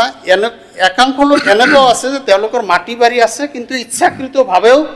কিন্তু চৰকাৰী ভূমি বেদখল কৰিছে সেইটো এটা বেলেগ কনচিডাৰেশ্যন আৰু যিসকল বাধ্যত পৰি চৰকাৰী ভূমি বেদখল কৰিছে সেইটো আন এটা কনচিডাৰেশ্যনত আমি চিন্তা কৰিব লাগিব তো গতিকে মহোদয় আমাৰ চৰকাৰখনে এঠাইৰ পিছত আন ঠাইত উচ্ছেদ কাৰ্য চলাই আছে আমি উচ্ছেদ কাৰ্যৰ বিৰোধী নহয় কিন্তু উচ্ছেদ কাৰ্য সম্পাদন কৰাৰ সময়ত যদি মানৱ অধিকাৰ লংঘন কৰা ঘটনা নহয় যদি আশ্ৰয়ৰ অধিকাৰ ভংগ নহয় শিশুসকলৰ শিক্ষাৰ অধিকাৰ ভংগ নহয় তেনেহ'লে আমি উচ্ছেদ কাৰ্যক সমৰ্থনে কৰিম বিৰোধ কৰাৰ কোনো যুক্তি নাই কিন্তু সেই কামখিনি কৰিবলৈ হ'লে চৰকাৰে চেগাচৰাকে পুনৰ সংস্থাপন দিয়াও যায় কিন্তু উচ্ছেদ কাৰ্য সম্পাদন কৰি পেলাই মানুহখিনিক মুকলি আকাশৰ তললৈ ঠেলি দিয়া হয় তাৰ পিছতহে কৰা হয় এতিয়া শিল হাকত সিদিনা মাননীয় মুখ্যমন্ত্ৰী মহোদয়ে কৈছে যে তেখেতে সেই মানুহবিলাকক ফ্লেট দিব এই পৰিকল্পনাটো আগতীয়াকৈও কৰিব পাৰি আগতীয়াকৈ কৰি তেওঁলোকৰ সেই ব্যৱস্থাটো কৰি পেলাই যদি শিলহাকৰ মানুহখিনিক তাতে আমি মানে পুনৰ সংস্থাপন কৰি পেলাই এই উচ্ছেদ কাৰ্য সম্পাদন কৰিলেহেঁতেন তেনেহ'লে আমি এটা অবাঞ্ছিত পৰিৱেশৰ মানে মুখামুখি হ'বলগীয়া নহ'লহেঁতেন গতিকে সেয়ে মহোদয় আজি যিটো প্ৰস্তাৱ উত্থাপন কৰা হৈছে অতিকে প্ৰয়োজন উচ্ছেদ কাৰ্য সম্পাদন কৰাৰ সময়ত আমাৰ সম্পাদন কৰাৰ আগত এটা ষ্টেণ্ডাৰ্ড অপাৰেটিং প্ৰচিডিউৰ যথোপযুক্ত এটা কৰ্মপদ্ধতি ডেভেলপ কৰা হওক যাত মানে উচ্ছেদ কৰিবলৈ অঞ্চলৰ জৰীপ আগতে কৰা হওক সেই মানুহখিনি ক'ত পুনৰ সংস্থাপন কৰা হ'ব কেনেধৰণে সংস্থাপন কৰা হ'ব এই কাৰ্যপ্ৰণালীটো আগতে নিৰ্ধাৰণ কৰি পেলাই উচ্ছেদ কাৰ্য মানে সম্পাদন কৰক আৰু যিসকল মানে বাধ্যত পৰি নহয় ইচ্ছাকৃতভাৱে বেদখল কৰিছে তেওঁলোকক পুনৰ সংস্থাপন দিয়াৰ আমি পক্ষপাতী নহয় কিন্তু যিসকলে বাধ্যত পৰি মানে বেদখল কৰি নিজৰ আশ্ৰয় লৈছে তেখেতসকলক পুনৰ সংস্থাপন আগতীয়াকৈ কৰি পেলাই যাতে মানে ৰাজ্য চৰকাৰে পুনৰাই মানে উচ্ছেদ কাৰ্য হাতত লয় আৰু সেই যদি সেই SOP ডেভেলপ নকৰাকৈ যাতে কোনো ধৰণৰ উচ্ছেদ কাৰ্য ৰাজ্যখনত সংগঠিত কৰা নহয় এই আবেদন বা এই কথাখিনি মই সদনত ৰাখিলোঁ আৰু মই নিশ্চয় জানো শিলঘাকু কওক বা গৰুখুটিয়ে কওক যি ধৰণৰ অবাঞ্ছিত ঘটনা হৈছিলে এই ঘটনাৰ সমৰ্থক এজনো বিধায়ক নহয় গতিকে মই ভাবোঁ সকলোৱে এই প্ৰস্তাৱটো সংকল্প প্ৰস্তাৱটো অনুমোদন জনাব আৰু আজিৰ সভাত গৃহীত হ'ব অনাৰেবল মিনিষ্টাৰ সন্মানীয় অধ্যক্ষ মহোদয় আব্দুল বাতিন খাণ্ডাৰঙে সন্মানীয় বিধায়ক ডাঙৰীয়াই যিটো প্ৰস্তাৱ আনিছে এই প্ৰস্তাৱটো সন্দৰ্ভত মই ক'ব বিচাৰোঁ যে মাটি হৈছে প্ৰকৃতিৰ এক অমূল্য সম্পদ কিন্তু ই সীমিত আৰু দুৰ্লভ বৰ্তমানৰ জলবায়ু পৰিৱৰ্তনৰ ফলত সৃষ্টি হোৱা বিভিন্ন পৰিৱেশ সম্পৰ্কীয় সমস্যাসমূহৰ মূলতে হৈছে এই প্ৰাকৃতিক সম্পদবোৰ আমি অবহনক্ষম আমাৰ ব্যৱহাৰ ক্লাইমেট চেঞ্জে হওক পৰিৱেশ প্ৰদূষণে হওক এনেকুৱা ধৰণৰ কামবিলাক হোৱাৰ কাৰণবিলাক আমি নিশ্চয় সকলোৱে জানো সাধাৰণতে যিবিলাক নটিফাইড জলাশয় হওক জলাতক হওক বা আমি পিটনি বুলি কওঁ পাহাৰ পৰিৱেশ সংবেদনশীল অঞ্চল ভূমিস্খলন প্ৰৱণ থকা এৰিয়া গৰাখহনীয়া প্ৰৱণ আদি অঞ্চলত আমি ভূমি বন্দোবস্তিও দিব নোৱাৰোঁ বা এলটমেণ্ট বা ছেটেলমেণ্ট আমি একো কৰিব নোৱাৰোঁ এইখন আইনত সম্পূৰ্ণ উল্লেখ আছে 1886 আইন আমি 2019 পলিচিটো আছে সাধাৰণতে এভেকশ্যন কিয় হয় য'ত ইলিগেল এনক্ৰ'চ থাকে বা আইনে যিটো কয় এই সংবিধানে আমিতো গণতান্ত্ৰিক দেশৰ নাগৰিক এই সংবিধানক মানিয়ে আমি এখন চৰকাৰ চলি আছে এই আইনবিলাক আজি জিলা কৰ্তৃপক্ষৰ হাতত পাৱাৰ দিয়া আছে তেওঁলোকে এনেকুৱা ধৰণৰ সংৰক্ষিত এলেকাত ভিজিআৰ পিজিআৰ বা ফৰেষ্ট যি এলেকাই নহওক ইয়াত যদি কোনোবা ইলিগেলি এনক্ৰ'চ হয় সেইখিনিতো আইনসংগতভাৱেতো এফেকশ্যন কৰে কিন্তু আজি তাৰিখত উইদাউট এনি নটিচ এফেকশ্যন কৰিব লাগে কিন্তু আমাৰ চৰকাৰে যে আগতীয়াকৈ এনাউন্স কৰে নটিচ জাৰি কৰে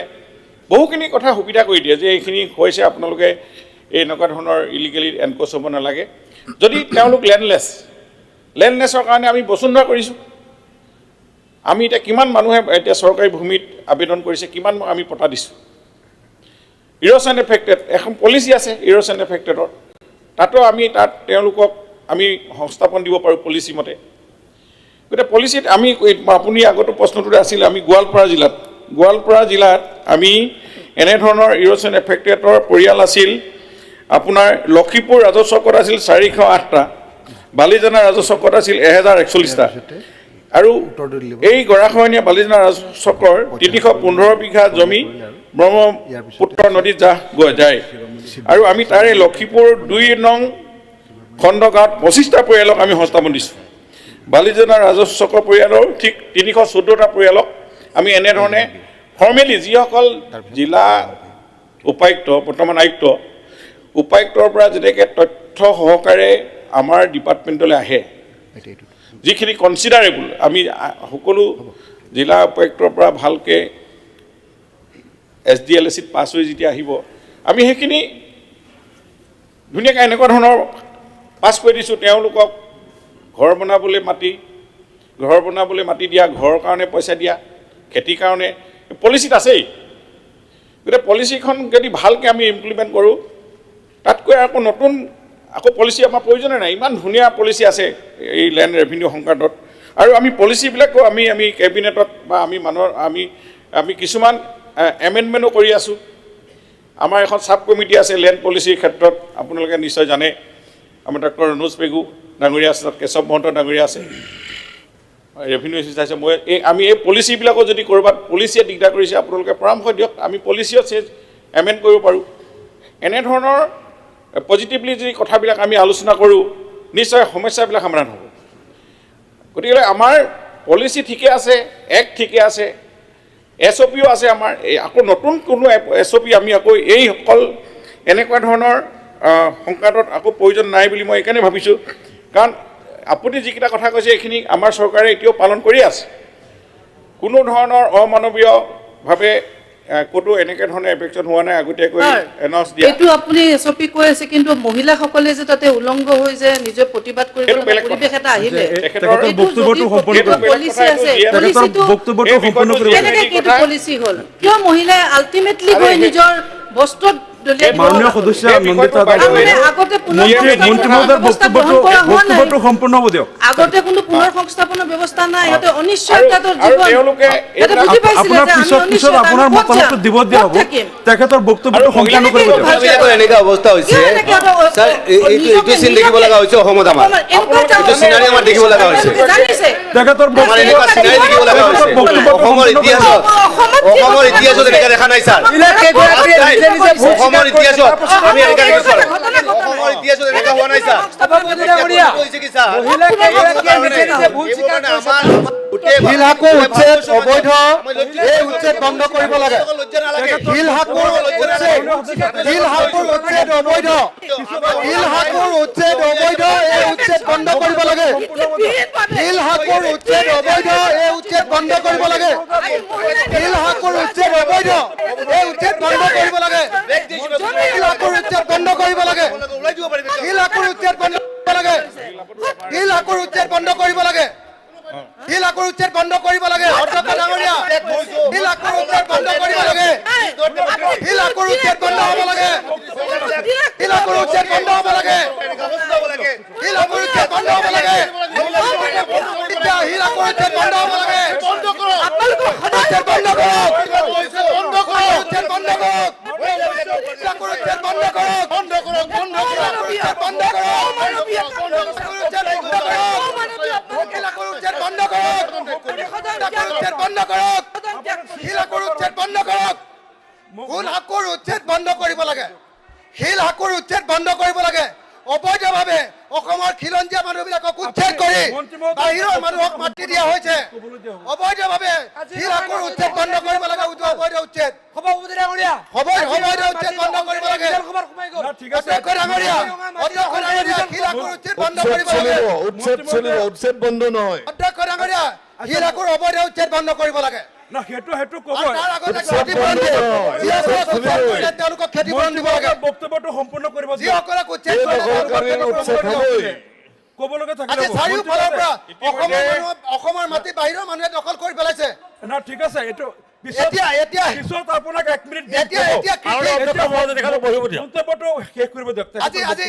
আজি কৃষিভূমি অসমৰ মুখ্যমন্ত্ৰীৰ পত্নীয়ে দখল কৰি পেলাইছে।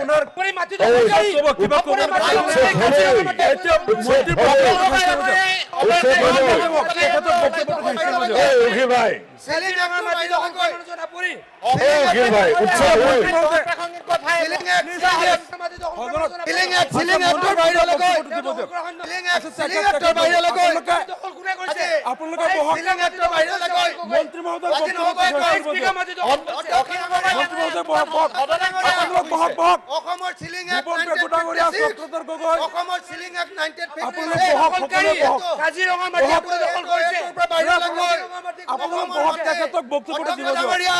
অসমৰ মাটি অসমৰ খেতিয়কৰ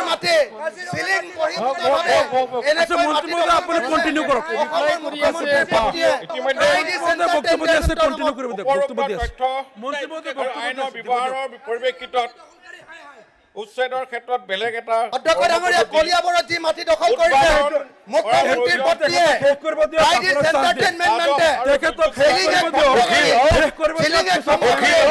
যি মাটি দখল কৰিছে এই মাটি আমাক ঘূৰাই দিব লাগে খেতিয়কসকলক হৈ গ'ল মন্ত্ৰী হৈ গ'ল তেনেহ'লে আমাৰ যিগৰাকী সংকল্প প্ৰস্তাৱ আনিছিলে আব্দুল বাতিন খন্দকাৰ এতিয়া আমি মূল প্ৰশ্নটোলৈ আহোঁ প্ৰশ্নটো হ'ল মাননীয় সদস্য আব্দুল বাতিন খন্দকাৰ ডাঙৰীয়াই উত্থাপন কৰা সংকল্প প্ৰস্তাৱটো তেখেতে প্ৰত্যাহাৰ কৰিবনে আপোনাৰ সংকল্প প্ৰস্তাৱটো প্ৰত্যাহাৰ কৰিবনে অসমৰ মুখ্যমন্ত্ৰীয়ে চিলিঙত ভংগ কৰে মুখ্যমন্ত্ৰীৰ পত্নীয়ে চিলিঙত ভংগ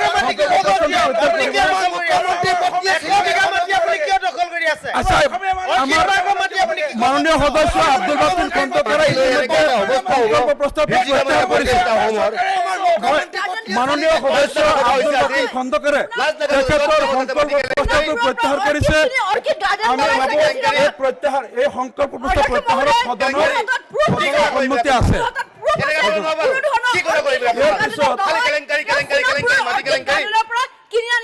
ইয়াৰ পিছত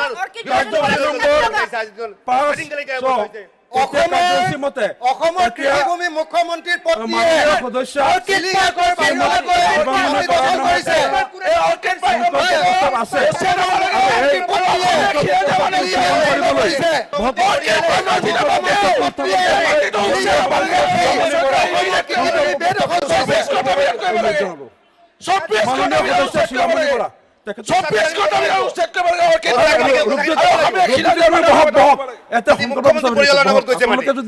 আপোনালোকে হালাল কৰিলে ঠাণ্ডা কৰি ৰাখিব আপোনাৰ সংকল্প মাননীয় অধ্যক্ষ মহোদয় ঠিক আছে 15 নম্বৰ নিয়মৰ সংকল্প উঠাব দিয়ক এইটো বিধানসভাৰ সময় নষ্ট কৰি আছে মুখ্যমন্ত্ৰীৰ পৰিয়ালৰ নামত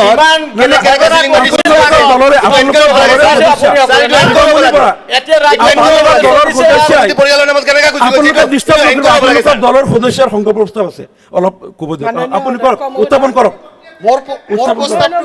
অনুসৰি মই প্ৰস্তাৱ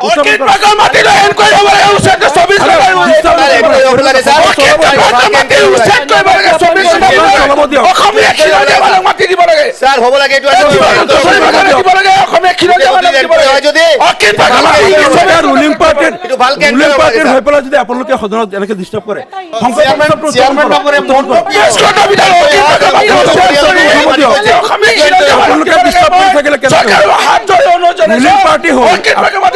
আপোনালোকে ৰুলিং পাৰ্টি হৈ যদি সদনটো চলাব নিদিয়ে তেনেহ'লে মহোদয় কওক আপুনি কওক চেয়াৰমেন নগৰে মোৰ প্ৰস্তাৱত এটা ষ্টেটমেন্ট লাগে স্যাৰ ষ্টেটমেন্ট লাগে 50% মহিলা ৰব এটা সংকল্প প্ৰস্তাৱ আনি আছে পিছত ক'ব পত্নীয়ে অবৈধভাৱে দখল কৰা বুলি অবৈধভাৱে কিনা বুলি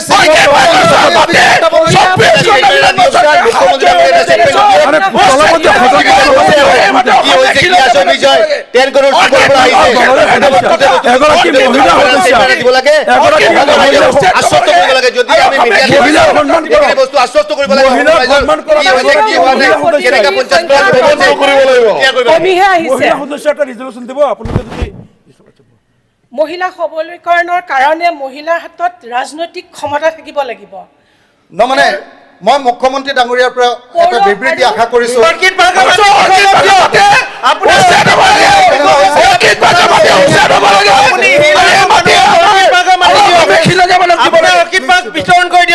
আৰু পঞ্চায়ত নিকায়সমূহত যদিও 50% আসন মহিলাৰ কাৰণে সংৰক্ষণ কৰা হৈছে যদিও প্ৰকৃত ৰাজনৈতিক ক্ষমতা মহিলাৰ হাতলৈ আহিব সংসদ আৰু বিধানসভাৰ আসন মহিলাৰ বাবে সংৰক্ষণ কৰিলেহে আহিব কাৰণ আইন প্ৰণয়নৰ ক্ষমতা সংসদ আৰু বিধানসভাৰহে আছে 126 জনীয়া বৰ্তমানৰ 126 জনীয়া অসম বিধানসভালৈ মাত্ৰ এবাৰ আমাৰ মাত্ৰ 6 গৰাকী মহিলা নিৰ্বাচিত হৈ আহিছো জনসংখ্যাৰ অনুপাতে হাৰ হ'ব লাগিছিল 63 গৰাকী মহিলা হ'ব লাগিছিল মহিলা সংৰক্ষণ বিল গৃহীত হ'লে 33%ত 42গৰাকী মহিলা হ'ব।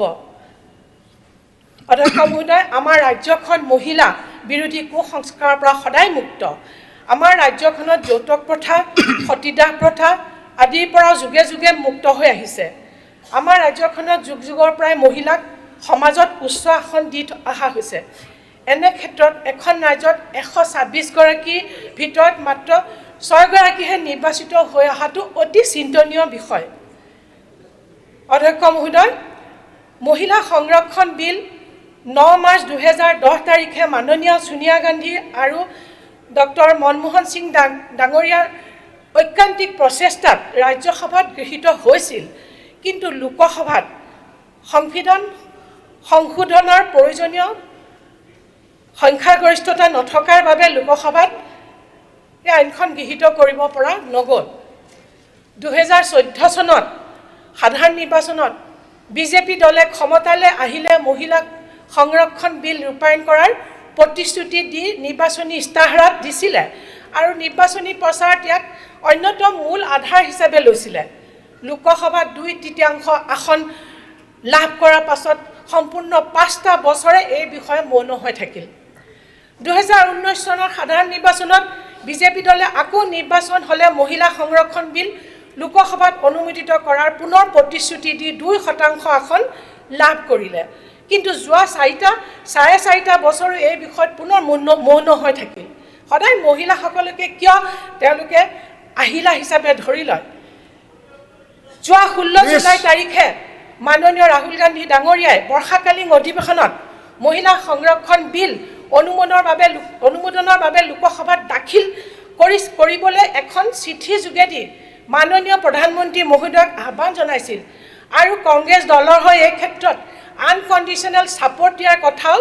জনাইছিল, কিন্তু কোনো ব্যৱস্থা লোৱা নহ'ল। অধ্যক্ষ মহোদয়, আজি অসম বিধানসভাই মহিলা সংৰক্ষণ বিল অনুমোদন কৰা হওক বুলি এটা প্ৰস্তাৱ গ্ৰহণ কৰাৰ বাবে অনুৰোধ জনালোঁ। ইতিমধ্যে এনেধৰণৰ প্ৰস্তাৱ দেশৰ কেইবাখনো বিধানসভাই গ্ৰহণ কৰিছে। ধন্যবাদ। ধন্যবাদ। মন্ত্ৰী মহোদয় উত্তৰ দিয়াৰ আগতে এটা এইটো বিষয় অতি গুৰুত্বপূৰ্ণ। মাননীয় উপাধ্যক্ষ মহোদয়, এই গোটেই যিটো প্ৰস্তাৱ উত্থাপন কৰিছে, এই প্ৰস্তাৱটোৰ ওপৰত সংসদৰ এখতিয়াৰ আৰু সংসদে ইয়াৰ ওপৰত সিদ্ধান্ত ল'ব। প্ৰধানমন্ত্ৰী নৰেন্দ্ৰ মোদী ডাঙৰীয়াই নাৰী শক্তি ওমেন লেড ডেভেলপমেণ্ট মডেল এটা সম্পূৰ্ণ দেশতে নিৰ্মাণ কৰিছে আৰু যোৱা কিছুদিনত আমি দেখিছোঁ যে চন্দ্ৰায়নৰ পৰা আৰম্ভ কৰি বিভিন্ন উচ্চ গৱেষণামূলক কামতো কেনেকৈ নাৰী শক্তিয়ে দেশৰ নেতৃত্ব লৈছে।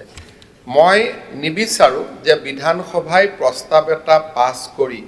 প্ৰধানমন্ত্ৰী নৰেন্দ্ৰ মোদী ডাঙৰীয়াৰ ওপৰত হেঁচা প্ৰয়োগ কৰিব লাগে। তেনেকুৱা পৰিৱেশ নিৰ্মাণ কৰিব নালাগে আৰু যিবিলাক বিধানসভাই এইবিলাক প্ৰস্তাৱ পাছ কৰিছে তেওঁলোকেও তাৰ জানে যে বিধানসভাৰ কোনো অধিকাৰ নাই, এইটো লোকসভাৰ অধিকাৰ আৰু মানসিক হেঁচা তাক প্ৰয়োগ কৰে যাৰ যি নেতৃত্বৰ ওপৰত বিশ্বাস নাথাকে। আমাৰ প্ৰধানমন্ত্ৰী নৰেন্দ্ৰ মোদী ডাঙৰীয়াৰ নেতৃত্বৰ ওপৰত অগাধ বিশ্বাস আছে। নাৰী শক্তিক আগুৱাই লৈ যাবৰ কাৰণে তেওঁ নিৰ্দিষ্ট সময়ত নিৰ্দিষ্ট ব্যৱস্থা গ্ৰহণ কৰিব আৰু এই ধৰণৰ বিধানসভাত প্ৰস্তাৱ পাছ কৰি তেখেতক হেঁচা প্ৰয়োগ কৰাৰ প্ৰয়োজন নাই। আগতে ডক্টৰ মনমোহন সিং থাকোঁতেও তেখেতকো আমি হেঁচা প্ৰয়োগ কৰা নাছিলোঁ আৰু দেৱগৌড়া বা আই.কে. গুজৰাল থাকোঁতেও তেখেতকো আমি হেঁচা প্ৰয়োগ কৰা নাছিলোঁ। গতিকে মই ভাবোঁ যে প্ৰধানমন্ত্ৰী ডাঙৰীয়াৰ ওপৰত অকুণ্ঠ বিশ্বাস ৰাখি যে ভাৰতবৰ্ষৰ নাৰী শক্তিক তেখেতে বহু দূৰ আগুৱাই লৈ যাব, সেই কথা ৰাখে আৰু এই প্ৰস্তাৱটো আমি ভাবোঁ যে এটা খুব অপ্ৰয়োজনীয় প্ৰস্তাৱ, যিহেতু বিধানসভাৰ ইয়াৰ কোনো এখতিয়াৰ নাই আৰু বিশেষকৈ আমি লোকসভাক হেঁচা প্ৰয়োগ কৰাৰ পৰম্পৰা এটা সৃষ্টি কৰিব নালাগে, কাৰণ তেখেতসকলৰ কাৰ্যক্ষেত্ৰত তেখেতসকল স্বাধীন, আমাৰ কাৰ্যক্ষেত্ৰত আমি স্বাধীন। নহ'লে অহাকালি লোকসভায়ো অসম বিধানসভাই অমুক গ্ৰহণ কৰিব লাগে বুলি প্ৰস্তাৱ পাছ কৰা আৰম্ভ কৰিব। গতিকে আমি নিজৰ চন্দ্ৰ সূৰ্য যেনেকৈ নিজৰ কক্ষপথত ঘূৰি থাকে আমিও নিজৰ কক্ষপথত থাকিব লাগে আৰু সেইকাৰণে মই ভাবোঁ যে এই প্ৰস্তাৱটো ইয়াত পাছ কৰাৰ কোনো প্ৰয়োজনীয়তা নাই কিন্তু মই এটা কথা জানো যে প্ৰধানমন্ত্ৰী নৰেন্দ্ৰ মোদী ডাঙৰীয়াৰ নেতৃত্বত যথেষ্ট এই দিশত আৰু অকল এই দিশত নহয় সকলো দিশতে মই G20ত অংশগ্ৰহণ কৰিব গৈছিলোঁ মোদী ডাঙৰীয়াৰ সমস্ত বক্তব্যৰ মূল আধাৰটোৱে আছিল ওমেন লেড ডেভেলপমেণ্ট গতিকে প্ৰধানমন্ত্ৰী নৰেন্দ্ৰ মোদী ডাঙৰীয়াই ভাৰতবৰ্ষৰ নাৰী শক্তিক বহুদূৰ আগুৱাই লৈ যাব বুলি বিশ্বাস আৰু আস্থা ৰাখি আমি এই প্ৰস্তাৱ আজি সদনত পাছ কৰাৰ কোনো প্ৰয়োজন নাই বুলি আমি বিষয়টো ইমানতে সমাপ্ত কৰাৰ বাবে অনুৰোধ কৰিছোঁ মাননীয় সদস্য শ্ৰীমতী উপাধ্যক্ষ ডাঙৰীয়া মই মুখ্যমন্ত্ৰী ডাঙৰীয়া তেখেতৰ পৰিয়ালৰ ওপৰত যিটো অভিযোগ উঠিছে চকীখন চেক কৰিব লাগে চকীখনত কি আছে তাত কাৰেণ্টটো কি লগোৱা আছে এই বস্তুটো চেক কৰিব লাগে যে চকীখনত কি বেমাৰটো আছে সেই চকীখনত মই যাব লাগিব উঠা বহা কেনেকৈ এক্সাৰচাইজ কৰি থাকিব লাগে অলপ শিকিব লাগিব কি আছে জানো চকীখনত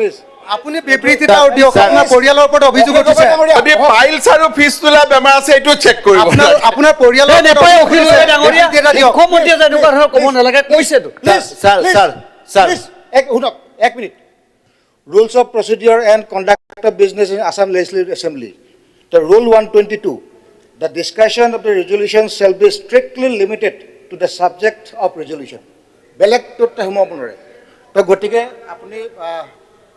সন্মানীয় সদস্য শ্ৰীমতী শিৱামণি বৰা ডাঙৰীয়ানী আপোনাৰ সংকল্প প্ৰস্তাৱটো প্ৰত্যাহাৰ কৰিবনে মই যেহেতু মহিলাৰ সমগ্ৰ ভাৰতৰ মহিলাৰ কাৰণে এটা প্ৰস্তাৱ গ্ৰহণ কৰিবলৈ আমাৰ মাননীয় বিধানসভাত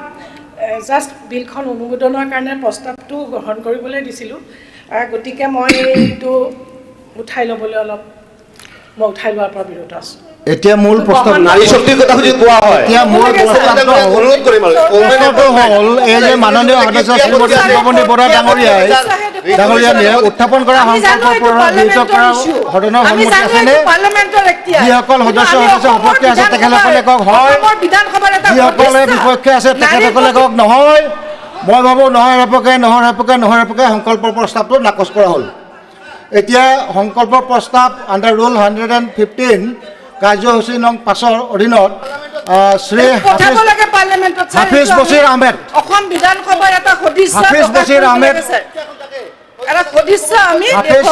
আহমেদ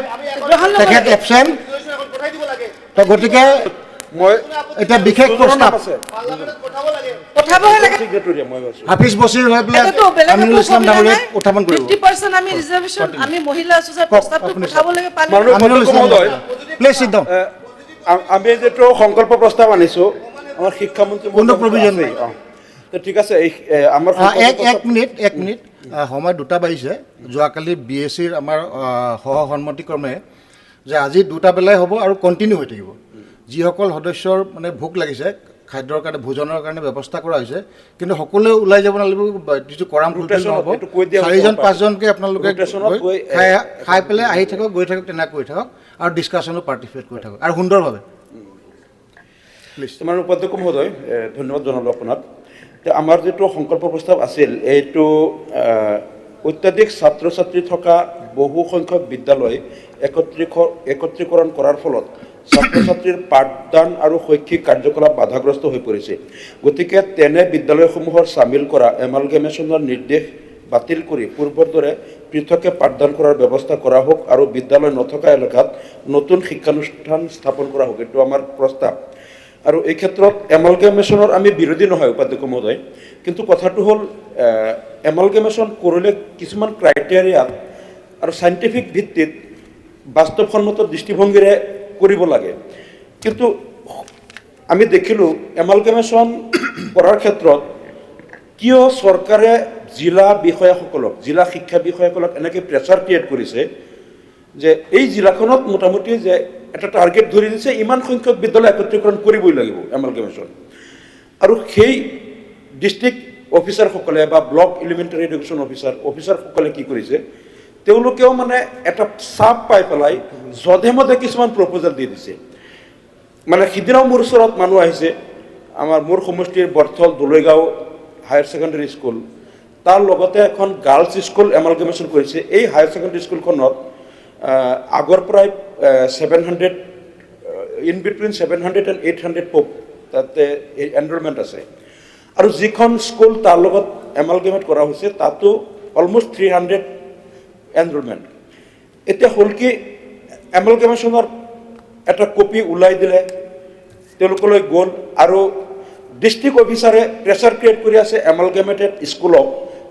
প্ৰেছাৰ ক্ৰিয়েট কৰিছে তোমালোকে সোনকালে তাত যোৱা ছাত্ৰ ছাত্ৰীসকলক লৈ গৈ সেইখন স্কুলত গৈ চামিল হোৱা এতিয়া সেইখন বিদ্যালয়ে কৈ আছে আমাৰ ইয়াত আগৰ যিমান ল'ৰা ছোৱালী আছে সেইখিনিৰ কাৰণে আমি একমডেশ্যন দিব পৰা নাই ল'ৰা ছোৱালী বহুত থেপাথেপিকৈ বহিব লাগে বা ক্লাছৰুমত আৰু ডেস্ক বেঞ্চ সোমোৱাৰ জেগা নাই বা ল'ৰা ছোৱালী আগৰখিনি বহিব পৰা নাই আৰু নতুনকৈ যদি 250 300 নতুনকৈ আহে আমি ৰুমো দিব নোৱাৰিম ডেস্ক বেঞ্চ নাই একো ফেচিলিটি নাই তাৰপিছত সেই যিখন বিদ্যালয়ক এমালগেমেট কৰা হ'ল সেই বিদ্যালয়খনে গৈ পেলাই ডিষ্ট্ৰিক্ট অফিচাৰক কৈছে এটা কাম হ'ল তাত যিহেতু সাফিচিয়েণ্ট ক্লাছৰুম নাই ডেস্ক বেঞ্চ নাই একো নাই গতিকে আমাৰ বিদ্যালয়তে পাঠদানটো কৰাব দিয়ক সেইখন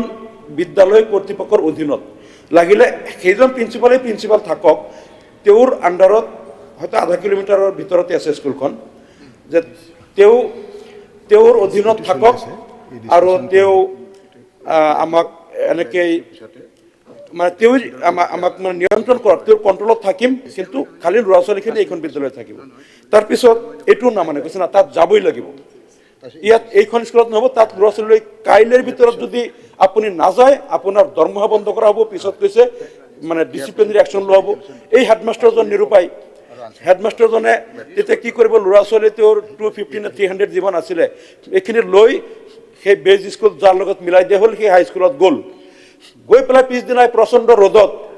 থিয় হৈ থাকিলে ল'ৰা ছোৱালীৰ ভিতৰত সোমোৱাৰ জেগা নাই সেই স্কুল প্ৰিন্সিপালে কৈ আছে যে আপোনালোকে যে ল'ৰা ছোৱালী লৈ আহিলে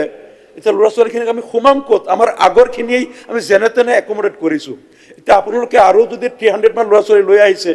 আমি তেওঁলোকক এতিয়া আমি বহিবলৈ জেগা ক'ত দিম এই ল'ৰা ছোৱালীখিনি গৰমত গৈ 2 ঘণ্টামান বাহিৰত ৰ'দত থিয় হৈ থাকিলে কাৰণ তেওঁলোকক বহিবলৈ কোনো জেগা দিয়াৰ কোনো ব্যৱস্থা নাই তেওঁলোকক তাতে কোনো ধৰণৰ ডেস্ক বেঞ্চ বা এডিশ্যনেল ক্লাছৰুম এতিয়ালৈকে বনোৱা নাই 2 ঘণ্টামান বহি থাকি থিয় হৈ থাকি ল'ৰা ছোৱালীখিনিক লৈ তেওঁ আকৌ নিজৰ স্কুলত আহিল আকৌ জনাইছে তেওঁ ডিষ্ট্ৰিক্ট অফিচাৰক যে আমি এনেকৈ লৈ গৈছিলোঁ ল'ৰা ছোৱালীক আপুনি প্ৰেছাৰ দি আছে মোৰ দৰমহা কাটিব মোৰ চাকৰিত মানে ডিচিপ্লিনাৰী একশ্যন ল'ব উপায় নাই আমি ল'ৰা ছোৱালী লৈ গৈছিলোঁ কিন্তু তাত বহিবলৈ জেগা নাই ল'ৰা ছোৱালী ৰ'দত বাহিৰত কিছু দূৰ থিয় হৈ থাকে তাৰপিছত ঘূৰি আহিলোঁ তাৰপিছত মানে ডিষ্ট্ৰিক্ট অফিচাৰে একো সমিধান দিব নোৱাৰে কৈছে আমি একো নকওঁ মোটামুটি এমালগেমেশ্যন হ'ল তেনেকৈয়ে থাকিব লাগিব উপায় নাপায় মোৰ ওচৰত আহিল সেই স্কুলৰ হেডমাষ্টাৰ আহিল কমিটিৰ মানুহ আহিল মই নিজে গ'লোঁ গৈ পেলাই যিটো দেখিলোঁ পৰিস্থিতি মই দেখিলোঁতো কোনো পধ্যেই সম্ভৱ নহয় লগে লগে মই ডিষ্ট্ৰিক্ট অফিচাৰক ফোন কৰিলোঁ মই কথাটো কওঁতেও যে ফোনটো কাটিলে আৰু আজিলৈকে ফোন ৰিচিভ নকৰিলে প্ৰায় 2 মাহ হ'ল ফোনেই ৰিচিভ নকৰে কাৰণ তেওঁ উত্তৰ কি দিব কাৰণ তেওঁৰ ওপৰত প্ৰেছাৰ যে এমালগেমেশ্যন কৰিছে স্কুলখন তাত নি চামিল কৰিব লাগে কিন্তু তেওঁ নিজেও জানে যে তাত জেগা নাই ক্লাছৰুম নাই ডেস্ক বেঞ্চ নাই মানুহ এই ল'ৰা ছোৱালীখিনিক তাত একমডেট কৰাৰ কোনো ফেচিলিটি নাই সেইকাৰণে মোক উত্তৰ দিব নোৱাৰি ফোন যে কাটিলে আজিলৈকে ফোনেই ৰিচিভ নকৰে গতিকে এই অৱস্থা তাৰপিছত মই ADC যোন চাৰ্জত এডুকেশ্যন চাৰ্জত আছে মই ক'লোঁ ADCয়েও যোগাযোগ কৰিছে DCক যোগাযোগ কৰিলোঁ এতিয়া কথা হ'ল এইটো এখন স্কুলৰ মই উদাহৰণ দিলোঁ এনেকুৱা আৰু কেইবাটাও আছে জাৰামাৰীত মোৰ তাত আছে মোক নিজে মাতি লৈ গৈছে ছাৰ আপুনি নিজে চাওক ইয়াত যে এমালগেমেশ্যন কৰিছে মানে কৈছে আগৰ কিমান ছাত্ৰ ছাত্ৰী আৰু আমাৰখিনি চাওক গতিকে এই কথাবিলাক মই দেখিলোঁ এইটো কোনো মানে যুক্তি নাই কোনো বাস্তৱসন্মত বিজ্ঞানসন্মত কাৰণ নাই স্কুল খালি কমাব লাগে মানে আমাৰ এনেকুৱা এটা ধাৰণা হ'ল যে চৰকাৰৰ আৰ্থিক দুৰৱস্থাত আছে চৰকাৰে মানে স্কুল যদি কমাই দিয়ে খৰচটো কমি গ'ল হয়তো 2খন স্কুলৰ শিক্ষক দি এখন স্কুল চলাব বা আন্তঃগাঁথনি বা নতুন ক্লাছৰুম নিৰ্মাণ এইবিলাক খৰচ কমি গ'ল খালি খৰচ কমাব লাগে বুলি স্কুল কমাব লাগে যেন কথাটো আমাৰ এনেকুৱা লাগিল স্কুল এমালগেমেশ্যন কৰবাত কৰিব লাগে বুলি ময়ো প্ৰপ'জেল দিছোঁ কৰবাত এনেকুৱা হ'ল হাইস্কুল ওচৰত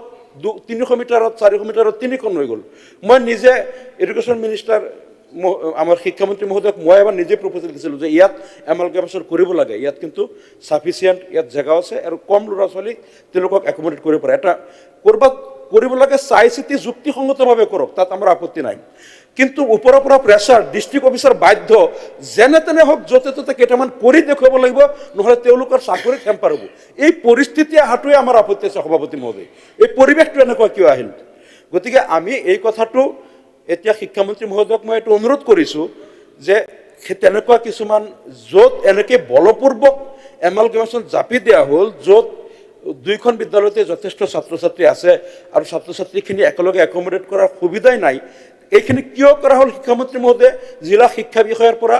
সেইটো তেখেতসকলে কাৰণ লওক যে তোমালোকে এনেকৈ যধে মধে কিয় কৰিছা এইটো ল'ব লাগে আৰু সেইবিলাক এমালগেমেশ্যনৰ নিৰ্দেশ বাতিল ল'ব লাগে তেওঁলোকক স্বতন্ত্ৰভাৱে আগৰ দৰে পাঠদান কৰাৰ সুবিধা দিব লাগে আৰু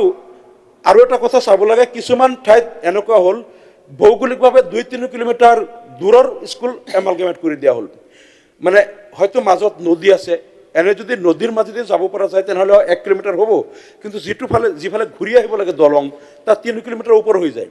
গতিকে 1 কিলোমিটাৰৰ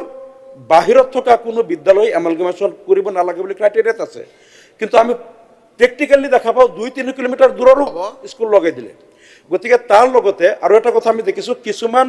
হেবিটেশ্যন য'ত দেখা গ'ল খুব নিৰক্ষৰ মানুহ পিছপৰা এলেকা তাত স্কুল এখন কৰা হৈছিল যাতে এই ল'ৰা ছোৱালীখিনি শিক্ষিত হয়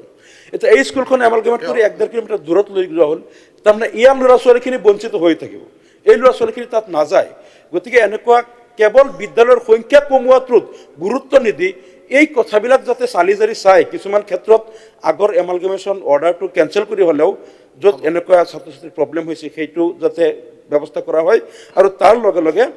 যদি কৰা হয় এই ক্ৰাইটেৰিয়াবিলাক ভালকৈ চালি জাৰি চাই নতুনকৈ আৰু কৰা হওক আমাৰ আপত্তি নাই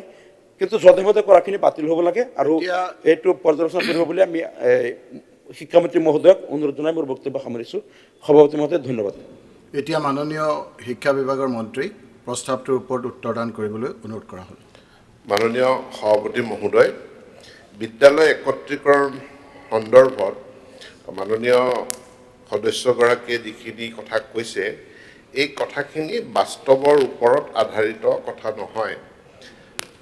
বিদ্যালয় শিক্ষা বিভাগে যেনেকৈ বিদ্যালয় এমালগেমেশ্যন কৰিছে ঠিক একেধৰণে ডি এমালগেমেশ্যনো কৰিছে সেই কথাটো সদনে জানিব লাগে আমি এমালগেমেশ্যনো কৰিছোঁ ডি এমালগেমেশ্যনো কৰিছোঁ মাননীয় সভাপতি মহোদয় 2021 চনৰ যেতিয়া প্ৰাদেশিকৰণ কৰা হ'ল সেই প্ৰাদেশিকৃত প্ৰত্যেকখন বিদ্যালয়কে একোখন বেছ স্কুলত দিয়া হৈছিল যে তেওঁলোকৰ ছাত্ৰ ছাত্ৰী শিক্ষক শিক্ষয়িত্ৰীসকল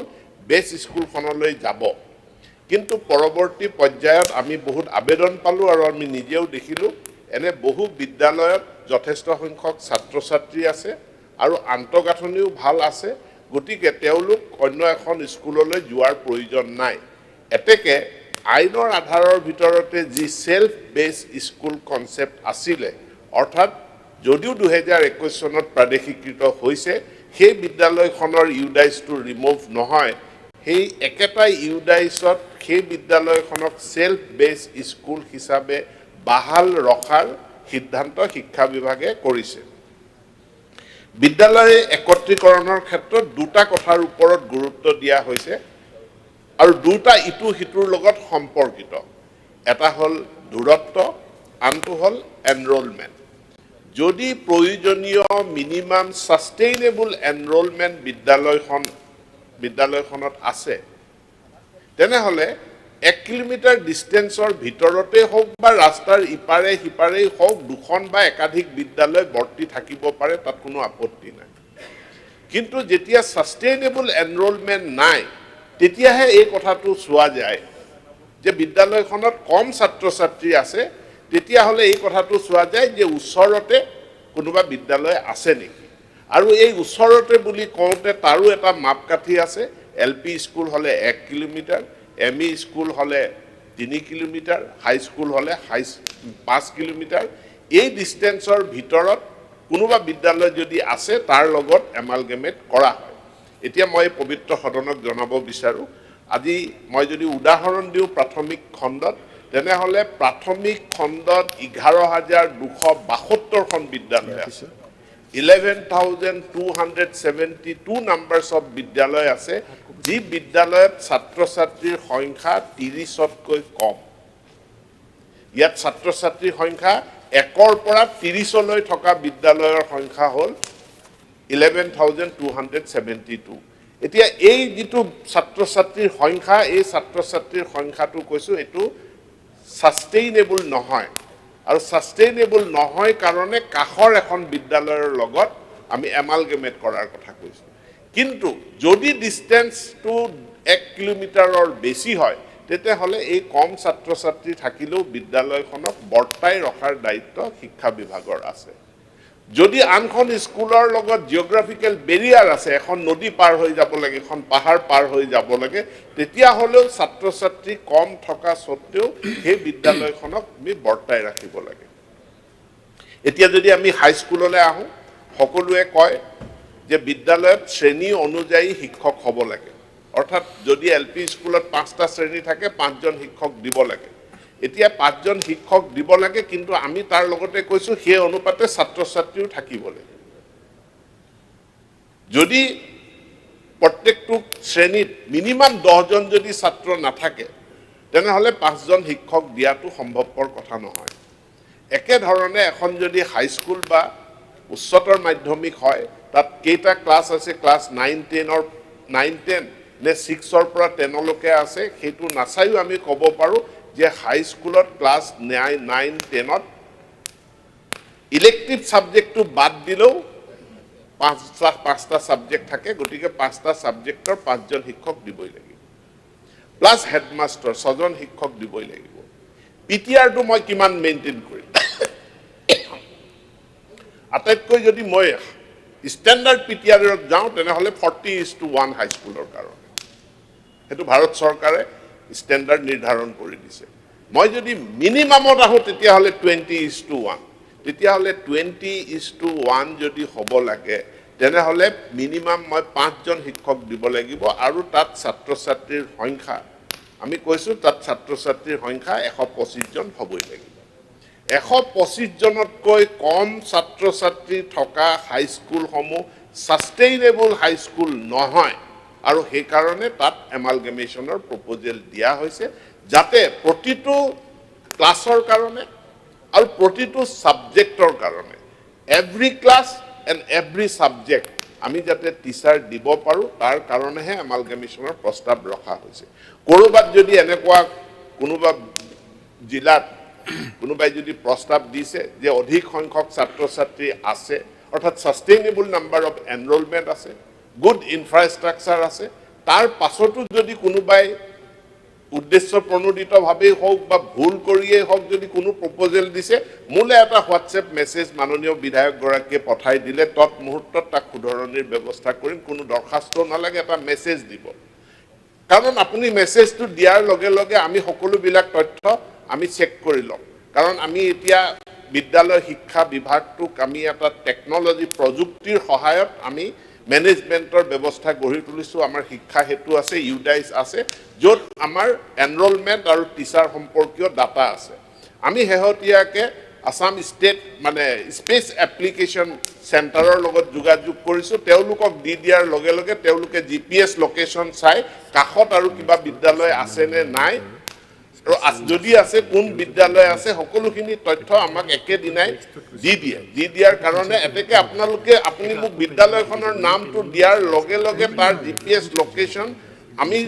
জনা আছে তাক লোকেট কৰি সেই বিদ্যালয়ৰ কাখত আৰু কি বিদ্যালয় আছে বিদ্যালয়ত কিমান ছাত্ৰ ছাত্ৰী আছে বিদ্যালয়ত কিমান শিক্ষক আছে এই তথ্যখিনি উলিয়াই আমি সিদ্ধান্তটো খৰতকীয়াকৈ ল'ব পাৰো মই পুনৰবাৰ মাননীয় বিধায়ক গৰাকীক মই অনুৰোধ জনাইছো তেখেতৰ সমষ্টিত যদি আছে নিৰ্দিষ্ট নাম ঠিকনা সহ বিদ্যালয়ৰ তালিকাখন মোলৈ হোৱাটছএপ কৰি দিলে আমি ব্যৱস্থা গ্ৰহণ কৰিম পুনৰ কৈছো এমালগেমেশনো হৈছে ডি এমালগেমেশনো হৈছে সাস্টেইনেবল নাম্বাৰ অফ ষ্টুডেন্টস যদি আছে প্ৰয়োজনীয় আন্তঃগাঁথনি যদি আছে তেনেহলে ওচৰা ওচৰিকে থকা দুখন বিদ্যালয় থাকিব পাৰে দুইখনক একেলগ কৰিব লাগিব বুলি আমাৰ কোনো প্ৰয়াস নাই ধন্যবাদ এতিয়া মাননীয় সদস্য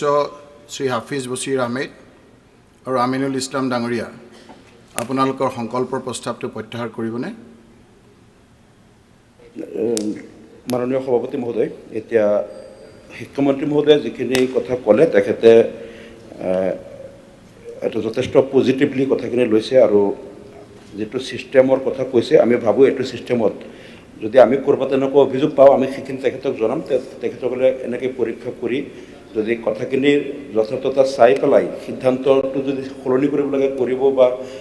এমালগেমেশ্যনো কৰিছে ডিএমালগেমেশ্যনো কৰিছে হয়তো আগলৈ কৰিব তেখেতে যিখিনি কথা কৈছে মই তেখেতৰ এই কথাখিনিক আশ্বস্ত হৈ আমি এই সংকল্প প্ৰস্তাৱটো প্ৰত্যাহাৰ কৰিলোঁ এতিয়া সদনৰ সন্মতি সাপেক্ষে সংকল্প প্ৰস্তাৱটো প্ৰত্যাহাৰ কৰা হ'ল এতিয়া মূল প্ৰস্তাৱটোলৈ আহোঁ যে প্ৰশ্নটো হ'ল এই যে মাননীয় সদস্য শ্ৰী হাফিজ বছিৰ আহমেদ আৰু আমিনুল ইছলাম ডাঙৰীয়াই উত্থাপন কৰা সংকল্পৰ প্ৰস্তাৱটো গৃহীত কৰাত সদনৰ সন্মতি আছেনে যিসকল সদস্য সপক্ষে আছে তেখেতসকলে কক হয় যিসকলে বিপক্ষে আছে তেখেতসকলে কক নহয় মই ভাবোঁ নহয়ৰ সপক্ষে সংকল্প প্ৰস্তাৱটো নাকচ কৰা হ'ল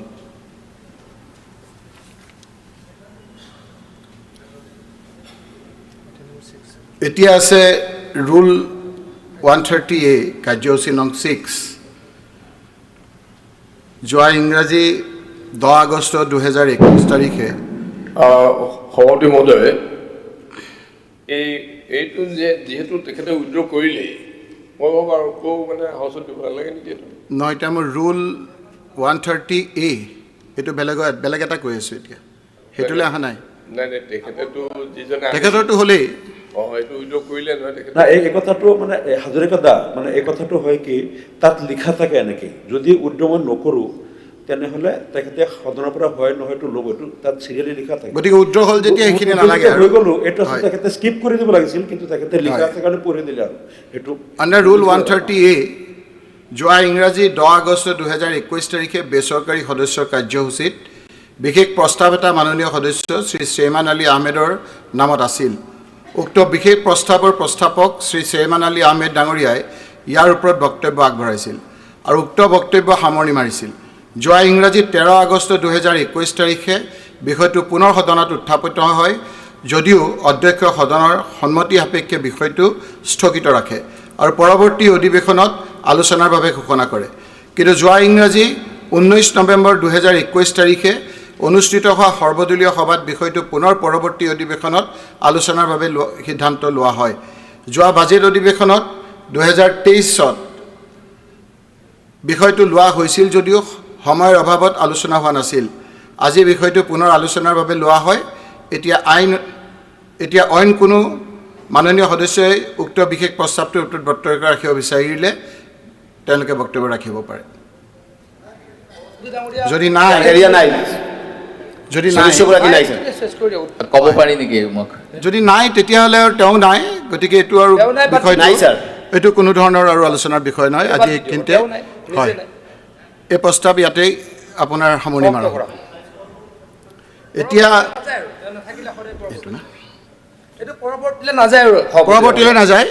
এইটো ইমানতে বাতিল কৰা হ'ল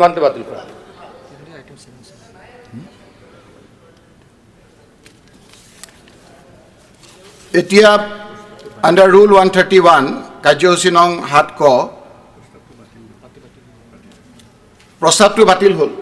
যেতিয়া নাইকিয়া প্ৰস্তাৱটো আৰু আপোনাৰ পুনৰাই আলোচনা নহয় এতিয়া হ'ল কাৰ্যসূচী নং 7 ক আণ্ডাৰ ৰুল 131 এতিয়া প্ৰথমটো প্ৰস্তাৱ মাননীয় সদস্য শ্ৰী অখিল গগৈৰ নামত আছে তেখেতে প্ৰস্তাৱটো সদনত উত্থাপন কৰি ইয়াৰ ওপৰত বক্তব্য ৰাখিবলৈ আহ্বান জনালোঁ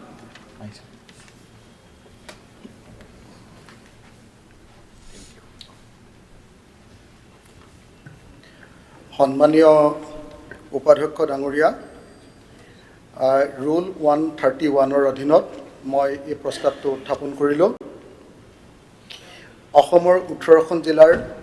3.75 লাখ হেক্টৰ ভূমিত বিশ্বৰ বিভিন্ন দেশত নিষিদ্ধ কৰা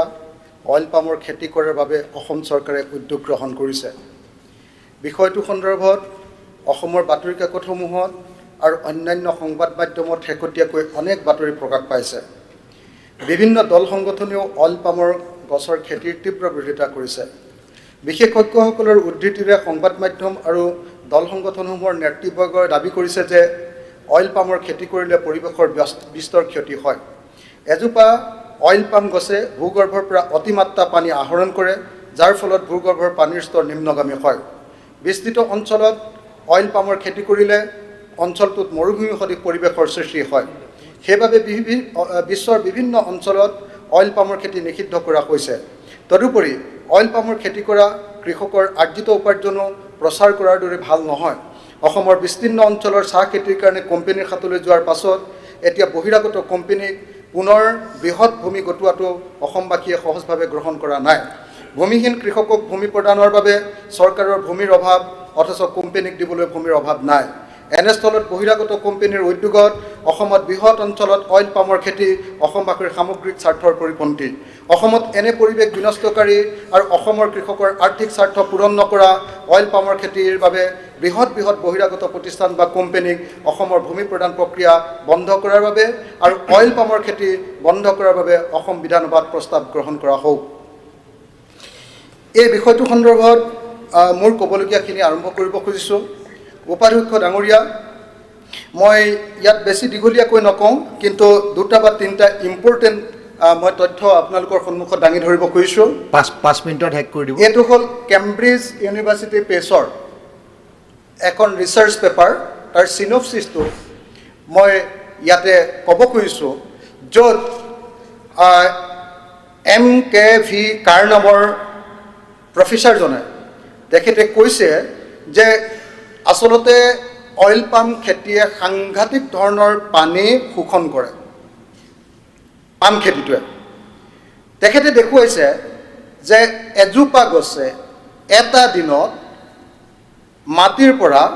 280ৰ পৰা 350 লিটাৰ পানী আহৰণ কৰে। যি সময়ত আকৌ দেখুওৱা হৈছে যে যি সময়ত আন এখন পেপাৰত দেখুওৱা হৈছে, এইখন আকৌ পৃথিৱীৰ আটাইতকৈ বিখ্যাত চাইণ্টিষ্টৰ পেপাৰ নেচাৰ নামৰ পেপাৰখনত oil palm cultivation can be expanded while sparing biodiversity in India বুলি উমেশ শ্ৰীনিবাস এটল আৰু কেইবাজনো আছে, তেখেতসকলে দিয়া গৱেষণা পত্ৰত দেখুৱাইছে যে ধান খেতিৰ কাৰণে যি সময়ত এবছৰত মানে এবাৰ খেতি কৰিবৰ কাৰণে 8.23 মেগালিটাৰ প্ৰতি হেক্টৰ মাটিত প্ৰতি বছৰে পানীৰ প্ৰয়োজন হয়, সেই সময়ত পাম খেতি কৰিবৰ কাৰণে 19.16 মেগালিটাৰ প্ৰতি হেক্টৰ প্ৰতি বছৰে প্ৰয়োজন হয়। সেইকাৰণে বৰষুণে যিটো পানী দিয়ে পাম খেতিৰ কাৰণে তাৰ পানীৰ কেৱল 30% আচলতে চাহিদা পূৰণ কৰে, বাকী 70% আচলতে ইৰিগেশ্যন কৰিবলগীয়া হয়, যাৰ ফলস্বৰূপে তাত ডিপ টিউবৱেলো আনকি বহুৱাবলগীয়া হয়। সেইকাৰণে বহুতত দেখা গৈছে যে যিবিলাক ঠাইত পাম খেতি কৰা হৈছে, মই বেলেগ ঠাইলৈ নাযাওঁ, বিদেশৰ কথালৈ নাযাওঁ, আমাৰ মিজোৰাম পাম খেতিৰ কাৰণে অত্যন্ত বিখ্যাত। আটাইতকৈ বেছি পাম খেতি উত্তৰ পূৰ্বাঞ্চলত মিজোৰামত বোধহয় কৰা হৈছে। তাত দেখা গৈছে যে সেই অঞ্চলবিলাকত এতিয়া পানীৰ সেই অভাৱবিলাকে দেখা দিছে। মই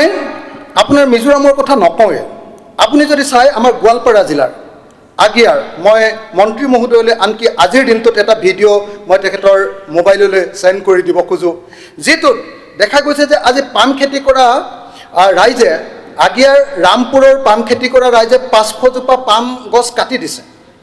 তেওঁলোকে আমাৰ পাম খেতিবিলাক কাটিয়ে দিছে। কাটি এইকাৰণে দিছে দুটা বস্তু। এটা কৈছে যে পাম খেতিৰ কাৰণে ইমান পানী লাগে যে সেইটোৱে ভৱিষ্যতে গোটেই অঞ্চলটো, তাৰ তলত একো খেতি নহয়। 12 ফুট লাগে এজোপা পাম গছ ৰুবৰ কাৰণে। পাম গছ 12 ফুটৰ দূৰে ৰুব লাগে। 12 ফুটে লোৱাৰ পাছত তাৰ তলত আৰু কোনো ধৰণৰ খেতি বাতি নহয়, সেই অঞ্চলটো বেৰেন কৰি পেলাই তাৰ পানী আণ্ডাৰগ্ৰাউণ্ড ৱাটাৰটো তললৈ গৈ থাকে। আনকি আমাৰ যিবিলাক অঞ্চলত, বিশেষকৈ গোৱালপাৰা জিলাত যিবিলাক অঞ্চলত এই খেতিটো হৈছে, তাত আগতে যিবিলাক জুৰিত আগতে বোকা আছিলে, সেই বোকাবিলাক এতিয়া নাইকিয়া হৈ তাত বালি হৈ গৈছে বুলি কৈছে। এইবিলাক চাইণ্টিফিক পেপাৰ ইয়াত আছে, মই এখন এখনকৈ দেখুৱাব পাৰোঁ। যাৰ ফলস্বৰূপে কি হৈছে যে কৃষকৰ মাজত এটা পেনিক চিটুৱেশ্যন সৃষ্টি হৈছে আৰু কৃষকবিলাকক যিটো কথা কৈছিলে যে নহয় পাম খেতি কৰি তাৰ গুটি বিক্ৰী কৰি যথেষ্ট পৰিমাণে লাভ আহৰণ কৰিব পাৰি চিট বিক্ৰী কৰি কৈছিলে যে 25-26 টকালৈকে কেজিত পাব পাৰে কিন্তু এই খেতিয়কবিলাকে এতিয়া কৈ আছে মোৰ লগত তাৰ পুৰা ৰিপৰ্ট আছে ভিডিঅ' ৰেকৰ্ডিঙো আছে গোটেইবিলাক তাত দেখুৱাইছে যে আচলতে তেওঁলোকে 6 টকাকেহে 1 কেজিত পামত মানে গুটিত তেওঁলোকে পাইছে যাৰ ফলস্বৰূপে তেওঁলোকৰ কাৰণে খেতিটোৰ পৰা কোনো ধৰণৰ লাভ হোৱা নাই আৰু খেতিটোৰ লাভ নোহোৱাৰ পাছত যেতিয়া পামজোপা উঘালি দিবৰ কাৰণে আকৌ জেচিবি লগাব লাগে ইয়াৰ শিপাটো ইমান তললৈ গুচি যায় যে এই শিপাটো ইমান তললৈ গুচি যোৱাৰ কাৰণে কি হয় যে ইয়াত সাইণ্টিফিক পেপাৰবিলাকত কিমান তললৈ যায় কিমান মাটি শোষণ কৰে কিমান পানী শোষণ কৰে গোটেইবিলাক কথা কোৱা আছে তাৰ ফলস্বৰূপে কয় যে এইটোক এটা বায়'লজিকেল ডিজাৰ্ট বুলি কোৱা হয় সেইকাৰণে এই খেতিটো বায়'লজিকেল ডিজাৰ্টৰ তৈয়াৰ কৰে বুলি কোৱা হয় সেইকাৰণে পাম খেতি পৃথিৱীৰ বিভিন্ন ঠাইত লাহে লাহে বন্ধ কৰি আনিছে কিন্তু আমি সকলোৱে জানো যে পৃথিৱীৰ ভিতৰতে আটাইতকৈ বেছি পাম খেতিৰ পৰা তৈয়াৰ কৰা যি তেল তৈল পামৰ পৰা তৈয়াৰ কৰা যিটো তেল সেইটো ভাৰততে আটাইতকৈ বেছি ব্যৱহাৰ কৰে ভাৰতে যিমান ব্যৱহাৰ কৰে তাৰ কেৱল 2%হে নিজে উৎপাদন কৰে বাকি 98% বাহিৰৰ পৰা আমদানি কৰি আনিবলগীয়া হয় গতিকে এটা পাম খেতিত গুৰুত্ব দিয়া হৈছে আৰু পাম খেতিত গুৰুত্ব দিবলৈ যাওঁতে অসমত আমি চৰকাৰৰ পৰা দেখিছো যে government of India has identified 3.75 lakh hectare as potential area for oil palm cultivation in Assam ইয়াৰ কাৰণে অইল পাম কাল্টিভেশ্যনৰ কাৰণে 3.75 লাখ হেক্টৰ বিঘাও নহয় হেক্টৰ মাটি এতিয়া চিনাক্তকৰণ কৰি দিছে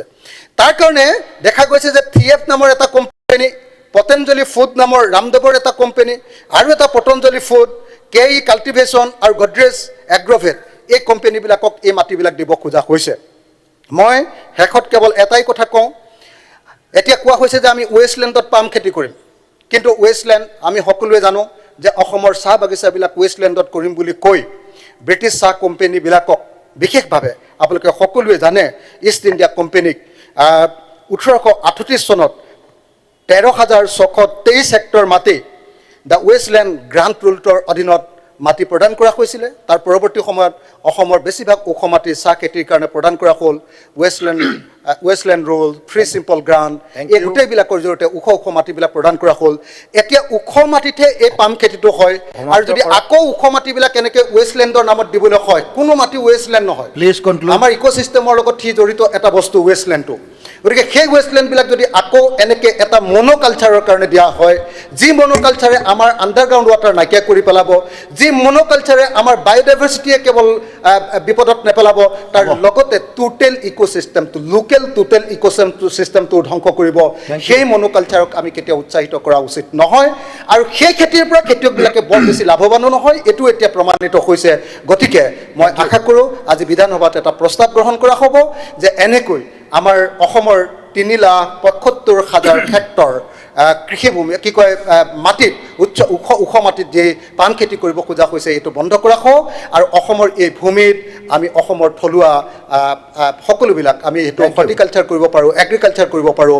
আনকি ক্ষুদ্ৰ চাহ খেতিয়কবিলাকৰ ক্ষুদ্ৰ চাহ খেতি কৰিব পাৰোঁ আমি অসমৰ মানুহৰ কাৰণে এই মাটি সংৰক্ষণ কৰোৱা হওক ইয়াত অসমৰ সমৃদ্ধিৰ কাৰণে ব্যৱহাৰ কৰোৱা হওক কোম্পানীৰ সমৃদ্ধিৰ কাৰণে নহয় এই প্ৰস্তাৱ আজি উত্থাপন কৰিলোঁ থেংক ইউ এক মিনিট এটা কিউৰিয়চিটি মোৰ আছে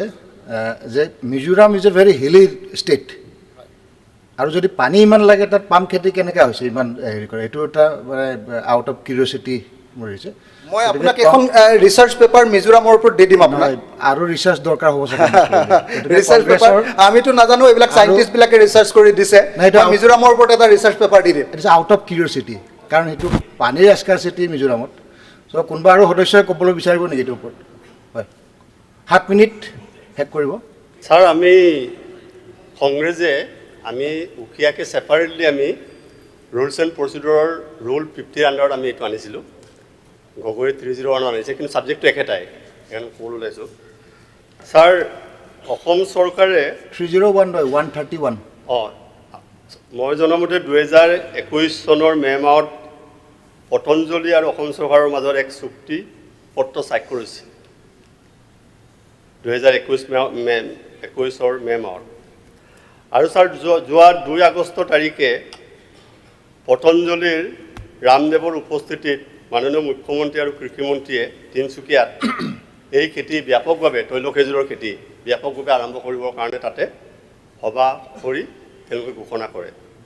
কিন্তু ছাৰ এই মিটিংখনত মাননীয় মুখ্যমন্ত্ৰীয়ে যিবোৰ বক্তব্য ৰাখিলে আৰু কৃষিমন্ত্ৰীয়ে যিখিনি বক্তব্য ৰাখিছিলে এইটো আমাৰ গ্ৰহণযোগ্য নহয়। কাৰণ মাননীয় মুখ্যমন্ত্ৰীয়ে কৈছিলে তাত যে তৈল খেজুৰৰ গছৰ কাৰণে যে 250 লিটাৰ বা 300 লিটাৰ পানী লাগে বুলি কোৱা কথাটো এটা ধাৰণাহে, ইয়াৰ কোনো চাইণ্টিফিক ভেলু নাই, CM কৈছিলে। আৰু 2 নম্বৰ CM ক'লে যে তৈল খেজুৰৰ খেতিটো চাহ বাগিচাতকৈ বেছি লাভদায়ক। আৰু মাননীয় কৃষিমন্ত্ৰীয়ে মাজতে প্ৰেছ কনফাৰেন্সত তেখেতে কৈছে যে 40 বছৰ গৱেষণা কৰাৰ পিছতেহে আমি এই তৈল খেজুৰৰ খেতিটো কৰিবলৈ আমি অসমত আৰম্ভ কৰিছোঁ। কিন্তু ছাৰ আমাৰ অসমৰ এতিয়া আমি যিটো গম পাইছোঁ যে 18খন জিলাত 3,75,000 হেক্টৰ মাটি বিঘা হিচাপে 28,78,850 বিঘা মাটিত এই খেতি হ'ব। আৰু ছাৰ এইটো এই ৰামদেৱ পতঞ্জলি যে এই খেতিটো ইয়াত কৰিবলৈ আহিছে তাৰ মূলত কাৰণটো হ'ল চেণ্ট্ৰেল গভৰ্ণমেণ্টৰ যিটো চেণ্ট্ৰেলি স্পন্সৰ স্কিম, যিটো 11,040 কোটি টকাৰ যিটো চেণ্ট্ৰেল গভৰ্ণমেণ্টে যিটো আঁচনি লৈছে তৈল গেছৰ খেতি কৰিব। আৰু তাৰ কাৰণে তেওঁলোকে ভাৰতবৰ্ষৰ মাত্ৰ 2টা জেগা তেওঁলোকে চইচ কৰিছে, নৰ্থ ইষ্টাৰ্ণ ৰিজন আৰু আন্দামান নিকোবৰ দ্বীপপুঞ্জ। সেই 11,040 কোটি টকা এই আঁচনিত চৰকাৰে খৰচ কৰিব, কেন্দ্ৰীয় চৰকাৰে, ৰাজ্য চৰকাৰে। আৰু সেই আঁচনিৰ অধীনতে তেওঁলোকে এই খেতিটো ইয়াত কৰিবলৈ আহিছে। ছাৰ কিন্তু মাননীয় প্ৰধানমন্ত্ৰীক আমাৰ দেশৰ 118জন বিজ্ঞানীয়ে চিঠি দিছে যে তৈল খেজুৰৰ খেতিটো আমাৰ ভাৰতবৰ্ষৰ কাৰণে উপযুক্ত নহয়। আমাৰ কংগ্ৰেছৰো 3জন MP গৌৰৱ গগৈ, আব্দুল কালেক, প্ৰদ্যুৎ বড়োলৈ তেওঁলোকো প্ৰধানমন্ত্ৰীক চিঠি দিছে যে তৈল খেজুৰৰ খেতিটো কৰিব নালাগে। কিন্তু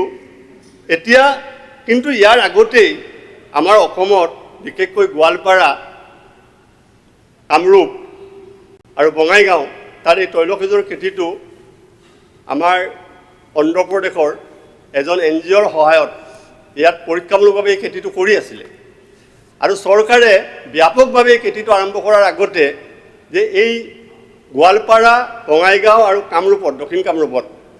যি এই তৈল খেজুৰৰ খেতিৰ ফলাফলটো চৰকাৰে পৰীক্ষা কৰিব লাগিছে। এতিয়া আগতে আমাৰ এই খেতিটো ছাৰ বিজ্ঞানীসকলে প্ৰধানমন্ত্ৰীক লিখাৰ এটা কাৰণ আছে, 118জন বৈজ্ঞানিকে যে লিখিছে এই খেতিটো ইয়াত উপযোগী নহয়। তাৰমানে এই তৈল গেছৰ খেতিটো ছাৰ বিষুৱ ৰেখাৰ 10 ডিগ্ৰী মানে বিষুৱ ৰেখাৰ পৰা 10 ডিগ্ৰী উত্তৰ আৰু দক্ষিণতে এই পাম খেতিটো উপযুক্ত হয়। উত্তৰ পূৰ্বাঞ্চলটো ছাৰ বিষুৱ ৰেখাৰ পৰা 23.9 আৰু 28.8 ডিগ্ৰী উত্তৰত আছে। ছাৰ এই যিটো খেতি তৈল খেজুৰৰ খেতি এইটো ইংলিছত ট্ৰপিকেল বুলি কয়, ট্ৰপিকেল ক্ৰান্তীয় শস্য। এই ট্ৰপিকেল খেতিটো, ক্ৰান্তীয় শস্যটো আমাৰ উত্তৰ পূৰ্বাঞ্চলৰ কাৰণে এটা প্ৰাকৃতিক নহয়, প্ৰাকৃতিক খেতি নহয় আমাৰ এইটো আমদানিকৃত এটা শস্য হয়। আমাৰ অসমৰ পৰিৱেশত এইটো উপযুক্ত নহয়। সেইকাৰণে ছাৰ অকল এইটোৱে নহয়, ভাৰতীয় কৃষি গৱেষণা পৰিষদৰ ICAR তেওঁলোকৰ এটা ব্ৰাঞ্চ আছে, তৈল পাম গৱেষণা কেন্দ্ৰ।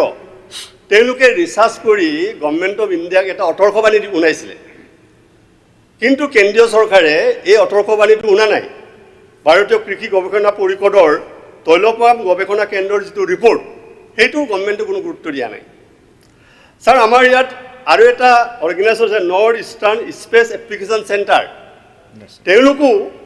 অথৰ্শবাণী কৰিছে যে তৈল গেছৰ খেতি কৰিলে জলস্তৰৰ পানী উঠাই যাব, মাটিৰ গুণাগুণ নষ্ট হ'ব। আৰু sir all Mizoram farmers union তেওঁলোকে এইটো ডেইলি অপ'জ কৰিছে চিফ মিনিষ্টাৰক, মিজোৰামৰ চিফ মিনিষ্টাৰক, যে এই খেতিটো মিজোৰামত কৰিব নালাগে। আৰু ছাৰ নৰ্থ ইষ্টাৰ্ণ ফাৰ্মাৰ্ছ ফেডাৰেশ্যনেও এই খেতিটো তেওঁলোকে এইটো সমৰ্থন কৰা নাই তাৰমানে কৃষি বিশেষজ্ঞ আৰু বিজ্ঞানীসকলে তৈল খেজুৰৰ খেতি সমৰ্থন এতিয়া তেওঁলোকে কৰা নাই যদিও আগতে আপোনালোকে ছাৰ ইয়াৰ আগতে আমাৰ ইয়াত এতিয়া আহিছে কিন্তু ছাৰ 90 দশকতে নেশ্যনেল মিছন অন ইৰিজিবল অইলৰ অনুমোদন মতে অন্ধ্ৰ প্ৰদেশত 90 দশকতে এই খেতি আৰম্ভ হৈছিল কিন্তু এতিয়া ছাৰ অন্ধ্ৰ প্ৰদেশ তামিলনাডু কেৰেলা ছত্তীশগড়ৰ বহুত কৃষকে এই তৈল খেজুৰৰ গছ এতিয়া উঠাই পেলাইছে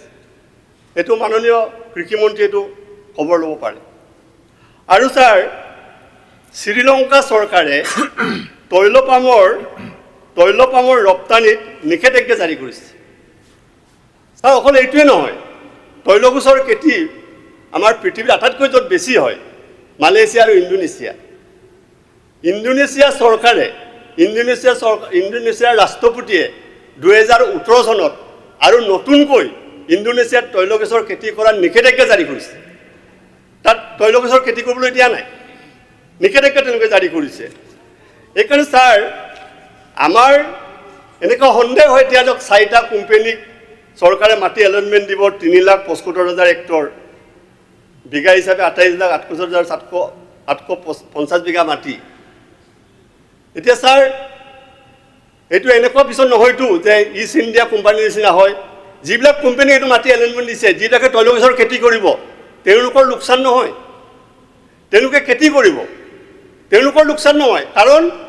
কেন্দ্ৰীয় চৰকাৰে ইয়াত 11,000 কোটি টকা ৰাখিছে নহয় তেওঁলোকক ছাবচিডি দিবৰ কাৰণে হেল্প কৰিবৰ কাৰণে এই 11,040 কোটি নে কিমান তাৰ বেনিফিটটো তেওঁলোকে ল'ব ব্যক্তিগতভাৱে তেওঁলোকে কোনো পইচা খৰচ নকৰে এই কোম্পানীবিলাকে আৰু ছাৰ পেৰিছ জলবায়ু চুক্তিয়ে মাজতে অদৰি কৰিছে যে আদানী গ্ৰুপে 10 কোটি তৈল খেজুৰৰ খেতি কৰিবলৈ গছ ৰোপণ কৰিবৰ কাৰণে সিদ্ধান্ত লৈছে এইটো অসমত বুলি কোৱা নাই বোধহয় ভাৰততে হ'ব ভাৰতবৰ্ষৰ ভিতৰত ভাৰততো অসমটো ভাৰততে পৰে যেহেতু পেৰিছ জলবায়ু চুক্তিয়ে এইটো অদৰি কৰিছে যে আদানী অকলে 10 কোটি টকা তৈল খেজুৰৰ গছ ৰুব 10 কোটি গছ ৰুবলৈ হ'লে তেওঁ মাটি লাগিব আদানীক এই মাটিটো ক'ৰ পৰা দিব গভৰ্ণমেণ্ট অফ ইণ্ডিয়াটো দুটা জেগাই চিলেক্ট কৰিছে নৰ্থ ইষ্টাৰ্ণ ৰিজন আৰু আন্দামান নিকোবৰ দ্বীপপুঞ্জ বেলেগ জেগাতো তেওঁ মাটি নিদিয়ে উত্তৰাখণ্ডত নিদিয়ে কাৰণ এই গোটেই 11,040 কোটি টকা অকল দুটা জেগাৰ কাৰণে এলট কৰিছে প্লেনত ধৰিছে উত্তৰ পূৰ্বাঞ্চল আৰু আন্দামান নিকোবৰ দ্বীপপুঞ্জ ছাৰ এইকাৰণে চৰকাৰক মই এইটো বিবেচনা কৰিবৰ কাৰণে অনুৰোধ জনাইছোঁ কাৰণ চমু কৰি দিম ছাৰ এই তৈল খেজুৰৰ খেতিয়ে জলস্তৰৰ পানী শুকাই পেলাব মাটিৰ গুণাগুণ নষ্ট কৰিব বনাঞ্চলৰ প্ৰতি ভাবুকি আহিব বন্যপ্ৰাণীৰ প্ৰতি ভাবুকি আহিব আৰু ছাৰ এইটো জৈৱ বৈচিত্ৰ্য ধ্বংস কৰিব বনাঞ্চল আৰু জৈৱ বৈচিত্ৰ্য ধ্বংসৰ মূল কাৰণ আৰু ছাৰ বহুতে এইটো নাজানে তৈল খেজুৰৰ গছ এজোপাক 250 বা 300 লিটাৰ পানী লাগে বুলিয়ে কৈছে পানী উখাই যাব কিন্তু ছাৰ তৈল গছৰ পৰা তৈল পামৰ পৰা তেলটো নিষ্কাশন কৰিবৰ কাৰণে যি কলঘৰ পাতিব লাগিব ফেক্টৰী বহাব লাগিব তৈল পাম ছাৰ নিষ্কাশন কৰিবৰ কাৰণেও বহুত পানীৰ প্ৰয়োজন হয় আৰু তৈল পাম নিষ্কাশন কৰাৰ পিছত তাৰ পৰা যিবিলাক আৱৰ্জনা ওলায় এই আৱৰ্জনাবিলাকে আশে পাশে থকা গোটেই জলাশয়বিলাক প্ৰদূষিত কৰিব গোটেইখিনি প্ৰদূষিত কৰিব আৰু ছাৰ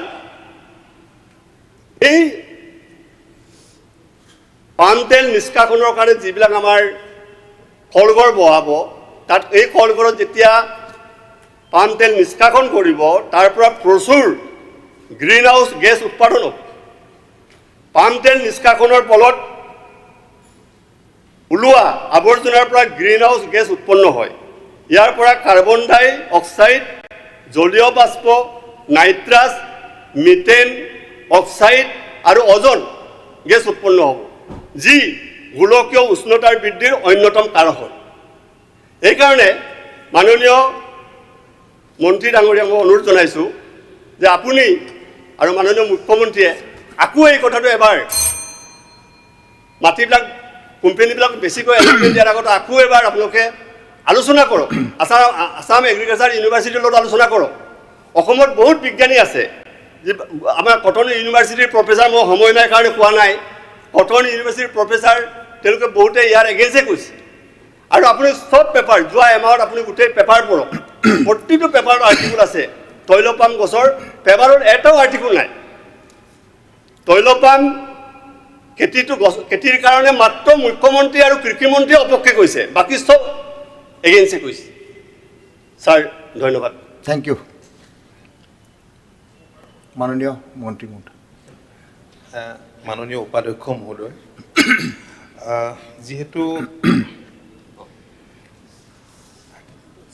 এই বিষয়টো লৈ বহুত ঋণাত্মক প্ৰচাৰ চলিছে ৰাজনৈতিক দলৰ পৰা বিভিন্ন সংগঠনৰ পৰা আৰু আজি সদনৰ মজিয়াত মাননীয় সদস্য অখিল গগৈ ডাঙৰীয়াই এটা বেলেগ ডিভাইচত আনিছে আৰু মাননীয় সদস্য নৰ ডাঙৰীয়াইও এটা সুকীয়া ডিভাইচত আনিব বিচাৰিছিল কিন্তু একেলগ কৰি তেখেতসকলে যিহেতু কথাখিনি একেটা ডিভাইচতে কৈছে মই দুইজনৰ উত্তৰ মই দিবলৈ আগবাঢ়িছোঁ এতিয়া মোৰ কথাখিনি হ'ল এনেধৰণৰ এতিয়া নৰ ডাঙৰীয়াই যিখিনি কথা কৈছে বা গগৈ ডাঙৰীয়াই কৈছে এইবিলাক যোৱা দিনকেইটাত সংবাদ মাধ্যমত একাংশ লোকে লিখা বা কোৱা কথা আমিও সন্দেহ প্ৰকাশ কৰিছিলোঁ যে এই কথাবিলাকৰ কিবা বিজ্ঞানসন্মত যুক্তি আছেনে নাই ই বিজ্ঞান ভিত্তিক হয়নে নহয় যেতিয়া ব্যাপকভাৱে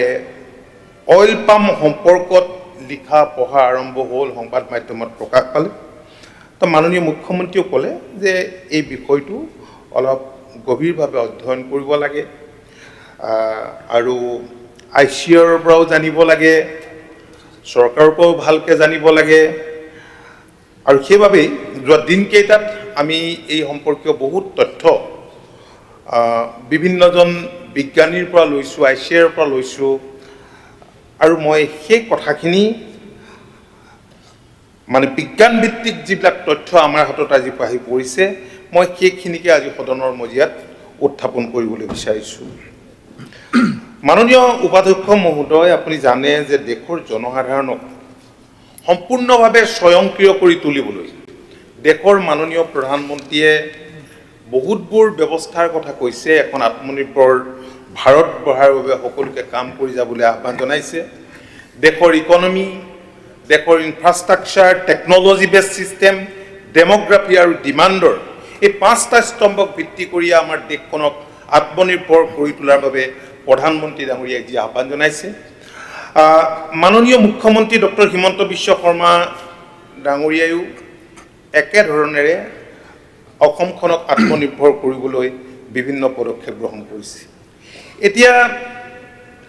আমি সকলোৱে জানো যে আমি কিছুমান আজি তেল উৎপাদনত আমি আত্মনিৰ্ভৰ নহয় কাৰণ আমাৰ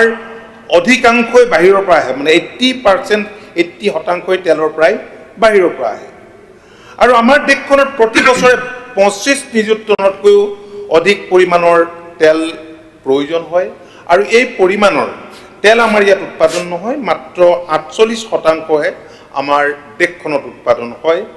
আৰু প্ৰতি বছৰে 3 লাখ মেট্ৰিক টন আমাৰ ৰাজ্যখনত খোৱা তেলৰ প্ৰয়োজন কিন্তু ইয়াৰ বিপৰীতে উৎপাদন হয় মাথো 60,000 মেট্ৰিক টন আমাৰ ৰেপচিডৰ পৰা আহে মাষ্টাৰ্ডৰ পৰা আহে আৰু এইবাৰ মাষ্টাৰ্ডত MSP দিয়া হৈছে আৰু ব্যাপক হাৰত মাষ্টাৰ্ড খেতি কৰিবলৈ পৰিকল্পনা কৰা হৈছে সয়াবিন খেতি কৰিবলৈ পৰিকল্পনা কৰা হৈছে উল্লেখযোগ্য যে ভাৰতে আমদানি কৰা মুঠ খোৱা তেলৰ ভিতৰত 56% হ'ল পাম অইল আজি পাম অইলে হৃদৰোগৰ পাম অইল ক্ষতিকাৰক কিন্তু আমি যিবোৰ খাই আছোঁ আমি বাহিৰৰ পৰা লৈ যি তেল ব্যৱহাৰ কৰি আছোঁ ইয়াৰ 57% হ'ল পাম অইল যদিও এইখিনি কথা প্ৰচাৰ হৈ আছে মাননীয় উপাধ্যক্ষ মহোদয় কংগ্ৰেছ চৰকাৰ ক্ষমতাত থাকোঁতে আমাৰ ৰাজ্যৰ গোৱালপাৰা জিলাকে ধৰি কিছুমান জিলাত অইল পাম কাল্টিভেশ্যন আৰম্ভ হৈছিল সেইখিনি এতিয়াও আছে আৰু সেই সম্পৰ্কত অখিল গগৈ ডাঙৰীয়াৰ হাতত যিখিনি তথ্য আছে আৰু মোৰ হাততো তাৰ বিপৰীত কেতবোৰ তথ্য কিন্তু আহি পৰিছে মই আপোনাক এই এটা মই মোবাইলত আপোনাক দি দিম সেইটো আপুনি চাব পাৰিব আপুনি দিলে মই আপোনাক দিম ঠিক আছে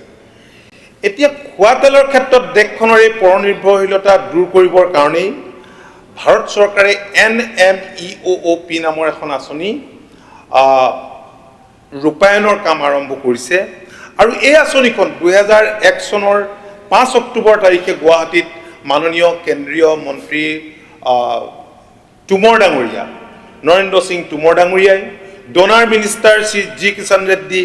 আৰু ৰাজ্যিক কৃষিমন্ত্ৰী কৈলাশ চৌধুৰী অৰুণাচল প্ৰদেশৰ মুখ্যমন্ত্ৰী পেমা খাণ্ডুকে ধৰি বিভিন্ন বিশিষ্ট ব্যক্তিৰ উপস্থিতিত আমাৰ কৃষি বিশ্ববিদ্যালয়ৰ উপাচাৰ্যকে ধৰি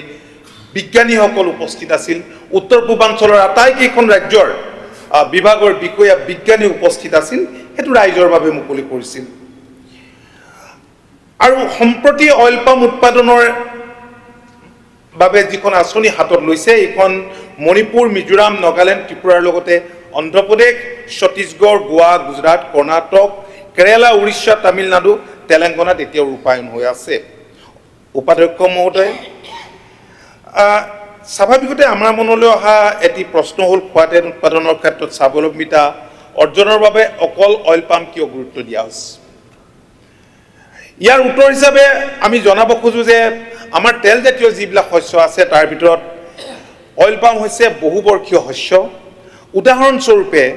অইল পাম অইল প্ৰডাক্টিভিটি সয়াবিনতকৈ 10 গুণ বেছি এটা আকৰ্ষণীয় তথ্য উল্লেখ কৰিব বিচাৰিছো যে বিশ্বত খোৱা তেল উৎপাদনৰ বাবে ব্যৱহৃত কৃষিভূমিৰ ভিতৰৰ মাত্ৰ 5%হে অইল পামৰ খেতি কৰা হয় কিন্তু ইয়াৰ বিপৰীতে এই পৰিমাণৰ কৃষিভূমিৰ পৰা বিশ্বৰ মুঠ খোৱা তেলৰ 38% উৎপাদন হয় বিশ্বৰ 19 নিযুত হেক্টৰ কৃষিভূমিত কৰা অইল পামৰ খেতিৰ পৰা উৎপাদন হোৱা পাম অইলৰ পৰিমাণ হ'ল 81 নিযুত টন কিন্তু ইয়াৰ বিপৰীতে বিশ্বৰ 163 নিযুত হেক্টৰ কৃষিভূমিত কৰা সয়াবিন আৰু সৰিয়হৰ খেতিৰ পৰা উৎপাদন হোৱা দুইবিধ তেলৰ মুঠ পৰিমাণ হ'ল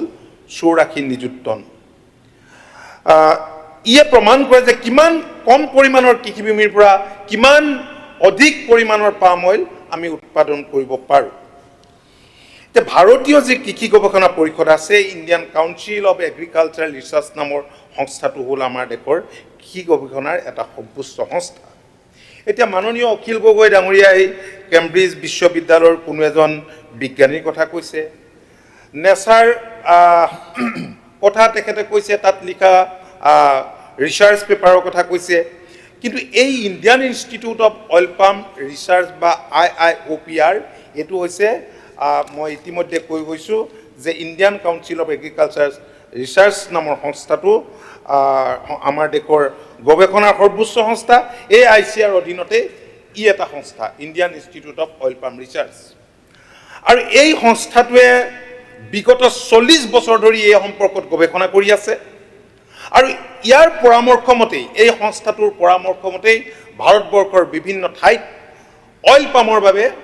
ল্যান্ড চিহ্নিত কৰিছে আৰু সেই হিচাপে অসমত 3,75,000 হেক্টৰ ল্যান্ড চিহ্নিত কৰি উলিয়াইছে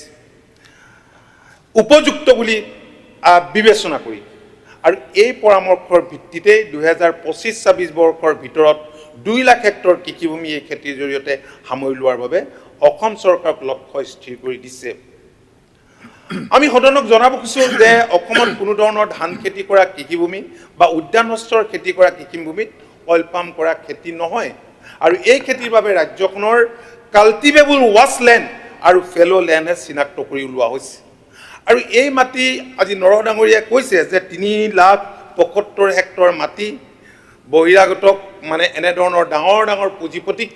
ৰাজ্য চৰকাৰে গতাই দিবলৈ চেষ্টা কৰিছে আমি এক বিন্দু মাটিও দিয়া নাই ল্যান্ডটো আইডেন্টিফাই কৰি দিয়া হৈছে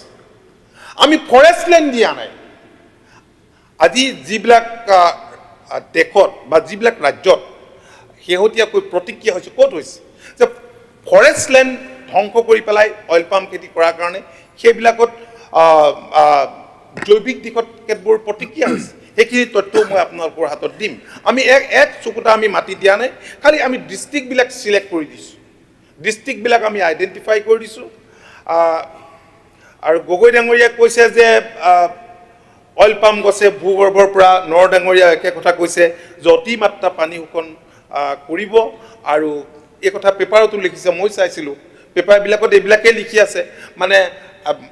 আৰ কাপোৰ তাৰ কাপোৰ ফটা কাপোৰ কাটি ফটা কাঠা যে বনায়, এই কিছুমান অবিজ্ঞানীয়ে বৈজ্ঞানিক মন্তব্য দিছে। আপুনি দেখিব মানুহজন না বৈজ্ঞানিক, কিন্তু তেওঁ ক'ৰ পৰা জোৰ তৰ পৰা আনি পেলাই তথ্যভিত্তিক এওঁ এটা লিখিছে তেওঁ এটা লিখিছে, লিখি পেলাই গোটাই এটা আৰ্টিকুল কৰি তেওঁ বিজ্ঞ হৈ পৰিছে। আৰু সেইখিনিকে পঢ়ি আমি উল্টা চিধা কথা আমাৰ মনতো ক্ৰিয়া কৰিছে বা আমি ৰাইজক তেনেধৰণৰ কথা কৈছোঁ। মাননীয় উপাধ্যক্ষ মহোদয়, ইণ্ডিয়ান ইনষ্টিটিউট অফ অইল পাম্প ৰিচাৰ্চে আমাক জনোৱা মতে, আমি ৰিচাৰ্চত আমি ডাইৰেক্টৰক সুধিছিলোঁ যে এনেকুৱা ধৰণৰ প্ৰতিক্ৰিয়া হৈছে, আপোনালোকে ৰিপৰ্টটো দিয়ক, মই সেইখন হাতে হাতে আপোনালোকক দি দিম। এই ৰিপৰ্টৰ তথ্য প্ৰতিটো প্ৰশ্নৰ উত্তৰ তেওঁলোকে ৰিচাৰ্চ কৰে, এই গোটেই কথাখিনি জনাইছে। কৈছে যে 2023 চনলৈকে প্ৰায় 4.60 লাখ হেক্টৰ কৃষিভূমিত অইল পাম্প খেতি কৰা হৈছে, আৰু এই খেতিৰ পৰা সংশ্লিষ্ট অঞ্চলসমূহৰ জলবায়ুত কোনো ধৰণৰ নেতিবাচক প্ৰভাৱ নাই। বিগত সময়ছোৱাত ক্ৰমবৰ্ধিত ঔদ্যোগিকৰণ তথা মানুহৰ আধুনিক জীৱন যাত্ৰাই বায়ুমণ্ডলত কাৰ্বন ডাই অক্সাইডৰ পৰিমাণ বৃদ্ধি কৰি মানৱ জীৱনৰ প্ৰতি ভাবুকি সৃষ্টি কৰিছে। কিন্তু যিটো কথা নৰহ ডাঙৰীয়াই কৈ গ'ল, যিটো কথা মই ভাবিছিলোঁ হয় নেকি, কিন্তু IIOPRৰ পৰা জানিব পৰা মতে অইল পামৰ খেতি কৰা অঞ্চলত কমেও 25 বছৰৰ বাবে সৃষ্টি হোৱা কৃত্ৰিম অৰণ্যই আমাৰ বায়ুমণ্ডলৰ পৰা উচ্চ মাত্ৰাত কাৰ্বন শোষণ কৰি পৰিৱেশৰ মান উন্নত কৰি ৰখাত সহায় কৰি আহিছে। তো এইখিনিতে আমি স্পষ্ট কৰি দিওঁ যে NMEOOP আঁচনিৰ অধীনত কোনো ধৰণৰ বনাঞ্চল ধ্বংস কৰি অইল পাম্প খেতি কৰা নহ'ব। এই আঁচনিখনৰ অধীনত অসমকে ধৰি অন্য ৰাজ্যসমূহত চন পৰি থকা কৃষিভূমিত বা কম মূল্য বিশিষ্ট শস্যৰ কৃষিভূমিতে কৰা হ'ব। অসমত প্ৰায় 10 লাখ হেক্টৰ চন পৰি থকা কৃষিভূমি আছে। অইল পাম্প খেতিৰ বাবে এনে কৃষিভূমিৰ লগতে যিবোৰ ভূমিত কৃষকে বছৰৰ পাছত বছৰ ধৰি অলাভজনক বা বজাৰ মূল্য নথকা শস্যৰ খেতি কৰি আহিছিল, তেনে ভূমি অইল পাম্প খেতিৰ বাবে IIOPRে নিৰ্বাচন কৰিছে। গতিকে অইল পাম্প খেতিৰ বাবে ৰাজ্যখনৰ বনাঞ্চল ধ্বংস কৰাৰ কোনো প্ৰশ্ন নুঠে, আৰু যিহেতু বনাঞ্চল ধ্বংসৰ কোনো সম্ভাৱনা নাই, তেনে ক্ষেত্ৰত এই খেতিৰ জৰিয়তে বায়'ডাইভাৰ্চিটি ধ্বংস হোৱাৰ কোনো কথা সময় দিব। আৰু সেইকাৰণে দিব খুজিছোঁ, মানুহে মানে আমি যিটো মুভ লৈছোঁ, গ্ৰেটাৰ ইণ্টাৰেষ্টত লৈছোঁ, মানুহে ভুল বুজিলেতো নকৰিব, ভয় খাই যাব, ভয় খুৱাই দিয়া হৈছে। তো উপাধ্যক্ষ মহোদয়, মালয়েছিয়া আৰু ইণ্ডোনেছিয়াত অইল পামৰ খেতিয়ে সেই দেশ দুখনৰ জলবায়ুত বিৰূপ প্ৰভাৱ পেলাব বুলি একাংশ সংবাদ মাধ্যমত প্ৰকাশ পাইছে। এই বিষয়ে IIOPRৰ পৰা জানিবলৈ বিচৰাত তেওঁলোকে আমাক কৈছে যে দেশ দুখনত বনাঞ্চল ধ্বংস কৰিহে অইল পাম্প খেতি কৰা হৈছিল। তো বনাঞ্চল ধ্বংসহে উক্ত দেশ দুখনৰ জলবায়ুত বিৰূপ প্ৰভাৱ পেলাইছে, অইল পামৰ খেতিয়ে নহয়। আৰু গগৈ ডাঙৰীয়াই তেখেতৰ আৰম্ভণিতে কথা যিখিনি কৈছে যে অইল পামৰ খেতি নিষিদ্ধ কৰা বুলি প্ৰকাশ কৰিছে, এই সন্দৰ্ভত আমি ক'ব খোজোঁ, বিশ্বৰ কোনো দেশতে অইল পামৰ খেতি নিষিদ্ধ কৰা নাই, অকল বনাঞ্চল কাটি অইল পামৰ খেতি কৰাটোহে বহুতো দেশত নিষিদ্ধ কৰা হৈছে। প্ৰত্যেকখন দেশৰ পৰা দেশৰ তথ্য আমি ইয়াত সন্নিৱিষ্ট কৰি ৰাখিছোঁ। Thank you. আৰু অকণমান ক'বলৈ সুবিধা দিলে ভাল হ'ব। আৰু এটা কথা কৈছিলে যে বিজ্ঞানীসকলে কৈছে যে ফচিলজাত ইন্ধনৰ ব্যৱহাৰৰ ফলত সৃষ্টি হোৱা কাৰ্বন এমিশ্যনে যি গ্ৰীণ হাউচ এফেক্টৰ দৰে সমস্যাৰ সৃষ্টি কৰিছে, সেই ক্ষেত্ৰতো অইল পামৰ খেতিয়ে মানৱ সমাজলৈ এক ইতিবাচক বাৰ্তা কঢ়িয়াই আনিছে। তথ্য অনুসৰি প্ৰতি হেক্টৰ ভূমিত কৰা অইল পামৰ খেতিয়ে প্ৰতি বছৰে 15 টন পৰ্যন্ত কাৰ্বন ডাই অক্সাইড বায়ুমণ্ডলৰ পৰা শোষণ কৰিব পাৰে, যিটো আমাৰ বাবে এটা অত্যন্ত ইতিবাচক খবৰ। ইণ্ডিয়ান ইনষ্টিটিউট অফ অইল পাম্প ৰিচাৰ্চৰ বিজ্ঞানীসকলে কৰা গৱেষণাত ভাৰতত অইল পাম্পে প্ৰতি হেক্টৰ ভূমিৰ পৰা প্ৰতি বছৰে 11.63 টন কাৰ্বন ডাই অক্সাইড শোষণ কৰাৰ বিষয়ে তথ্য লিপিবদ্ধ আছে। সেয়েহে আমি ক'ব পাৰোঁ আমাৰ পৰিৱেশ উন্নত কৰাৰ ক্ষেত্ৰত অইল পামৰ খেতিয়ে বৰঙণি যোগাইছে। এতিয়া কোনে কিমান খেতিত কিমান পানী খায় বা পানীৰ প্ৰয়োজন হয়, প্ৰতি বছৰে প্ৰতি হেক্টৰ কৃষিভূমিত প্ৰয়োজন হোৱা পানীৰ পৰিমাণ কলত কিমান লাগে, প্ৰতি বছৰে প্ৰতি হেক্টৰ কৃষিভূমিত 120 লাখ লিটাৰ লাগে, আৰু কুঁহিয়াৰত লাগে 133 লাখ লিটাৰ, মানে প্ৰতি বছৰে প্ৰতি হেক্টৰ কৃষিভূমিত। ধান, শালি আৰু বড়ো দুয়োবিধত লাগে 300 লাখ লিটাৰ, আৰু অইল পামত লাগে মাত্ৰ 67.35 লাখ লিটাৰ। এয়া এই ৰিচাৰ্চ ইনষ্টিটিউটে দিয়া তথ্য। তো অকল সেয়াই নহয়, অইল পামৰ কাৰ্যকৰী শিপা যিটো ফাংচনেল ৰুট, এইটো মাটিৰ পৰা 60 মিটাৰ গভীৰতাৰ ভিতৰত থাকে। তো আমি সকলোৱে জানো ভূগৰ্ভস্থ জলস্তৰ ইয়াৰ পৰা বহুখিনি তলত থাকে। সেয়েহে অইল পামৰ খেতিয়ে ভূগৰ্ভস্থ জলস্তৰত কোনো ধৰণৰ ঋণাত্মক প্ৰভাৱ পেলাব নোৱাৰে। আৰু অসমত অইল পামৰ খেতি প্ৰাকৃতিকভাৱে এটা অডেড এডভান্টেজ আছে, কাৰণ অসম তথা উত্তৰ পূৰ্বাঞ্চলত বৰষুণ নিৰ্ভৰ ৰেইনপেড হিচাপে অইল পামৰ খেতি কৰিব পাৰি। খৰালি মাত্ৰ 2-3 মাহমানৰ বাবে সেই খেতিত জলসিঞ্চনৰ জৰিয়তে পানী দিয়া হয়। উপাধ্যক্ষ মহোদয়, অসমত অইল পামৰ খেতিৰ আঁচনিখন ৰূপায়ণ কৰিবলৈ লোৱা দিনৰে পৰা মই দেখিছোঁ যে কিছুমান ৰাজনৈতিক দল, সংগঠন বা ব্যক্তিয়ে এই আঁচনিখন পৰিৱেশৰ ওপৰত বিৰূপ প্ৰভাৱ বুলি প্ৰচাৰ চলাই আছে আৰু জনসাধাৰণক বিভ্ৰান্ত কৰিবলৈ চেষ্টা কৰিছে। আৰু ৰামদেৱকে ধৰি পপত গুচিৰ হাতত অসমখন তুলি দিয়াৰ দৰে উদ্ভট মন্তব্য কৰিছে। আমি ক'ব বিচাৰোঁ যে অসমত প্ৰথমবাৰৰ বাবে অইল পাম খেতিৰ পৃষ্ঠপোষকতা কৰা ৰাজনৈতিক দলটো কংগ্ৰেছে আছিল। নিশ্চয় তেখেতসকলে বেয়া কাম কৰিবলৈ বা জৈৱ বৈচিত্ৰ্য ধ্বংস কৰিবলৈ নিশ্চয় মাতি অনা নাছিল। গতিকে আমি আশা কৰিম যে এই কথাখিনি নিশ্চিতভাৱে আমি খেতিয়কৰ মাজলৈ সকলোৱে লৈ যোৱাৰ কাৰণে ব্যৱস্থা গ্ৰহণ কৰিম। আৰু যিবোৰ ভূমিত অইল পামৰ খেতি কৰিবলৈ আৰম্ভ কৰা হৈছে সেয়া কৃষকৰ কিন্তু নিজৰ ভূমি, ইয়াত কোনো চৰকাৰে ইয়াত মাটি দিয়া নাই। সেই কথাখিনি মই আকৌ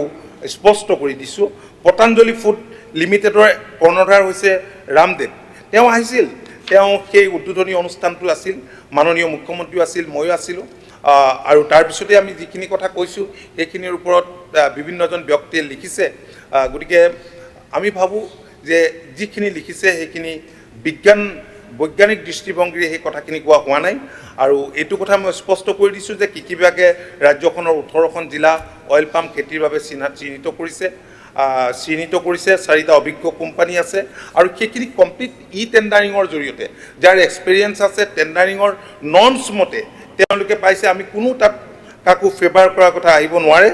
আৰু এটা কথা, কৃষি আৰু উদ্যোগ এটা আনটোৰ কিন্তু পৰিপূৰক। অসমৰ দৰে এখন ৰাজ্যত কৃষিভিত্তিক উদ্যোগ স্থাপনৰ বিশেষ গুৰুত্ব আছে। কৃষকৰ সক্ৰিয় অংশগ্ৰহণ অবিহনে কেতিয়াও এই ক্ষেত্ৰত আমি সফল হ'ব নোৱাৰিম। আৰু ইতিমধ্যে আপোনালোকক মই জনাইছোঁ যে ইয়াৰ লগতে প্লান্টেশ্যন কৰাৰ লগতে প্ৰচেছিং মিল স্থাপনৰ কথাও আছে, য'ত নিয়োগৰ পথো নিশ্চয় মুকলি হ'ব। তো এইখিনি কথা মই আপোনালোকক কৰোঁ। আৰু ইয়াত বিভিন্ন যিবিলাক আৰ্টিকুল আছে, মই প্ৰতিজনে লিখা আৰ্টিকুলৰ বিপৰীতে এই কথাখিনি জানিবলৈ বিচাৰিছিলোঁ।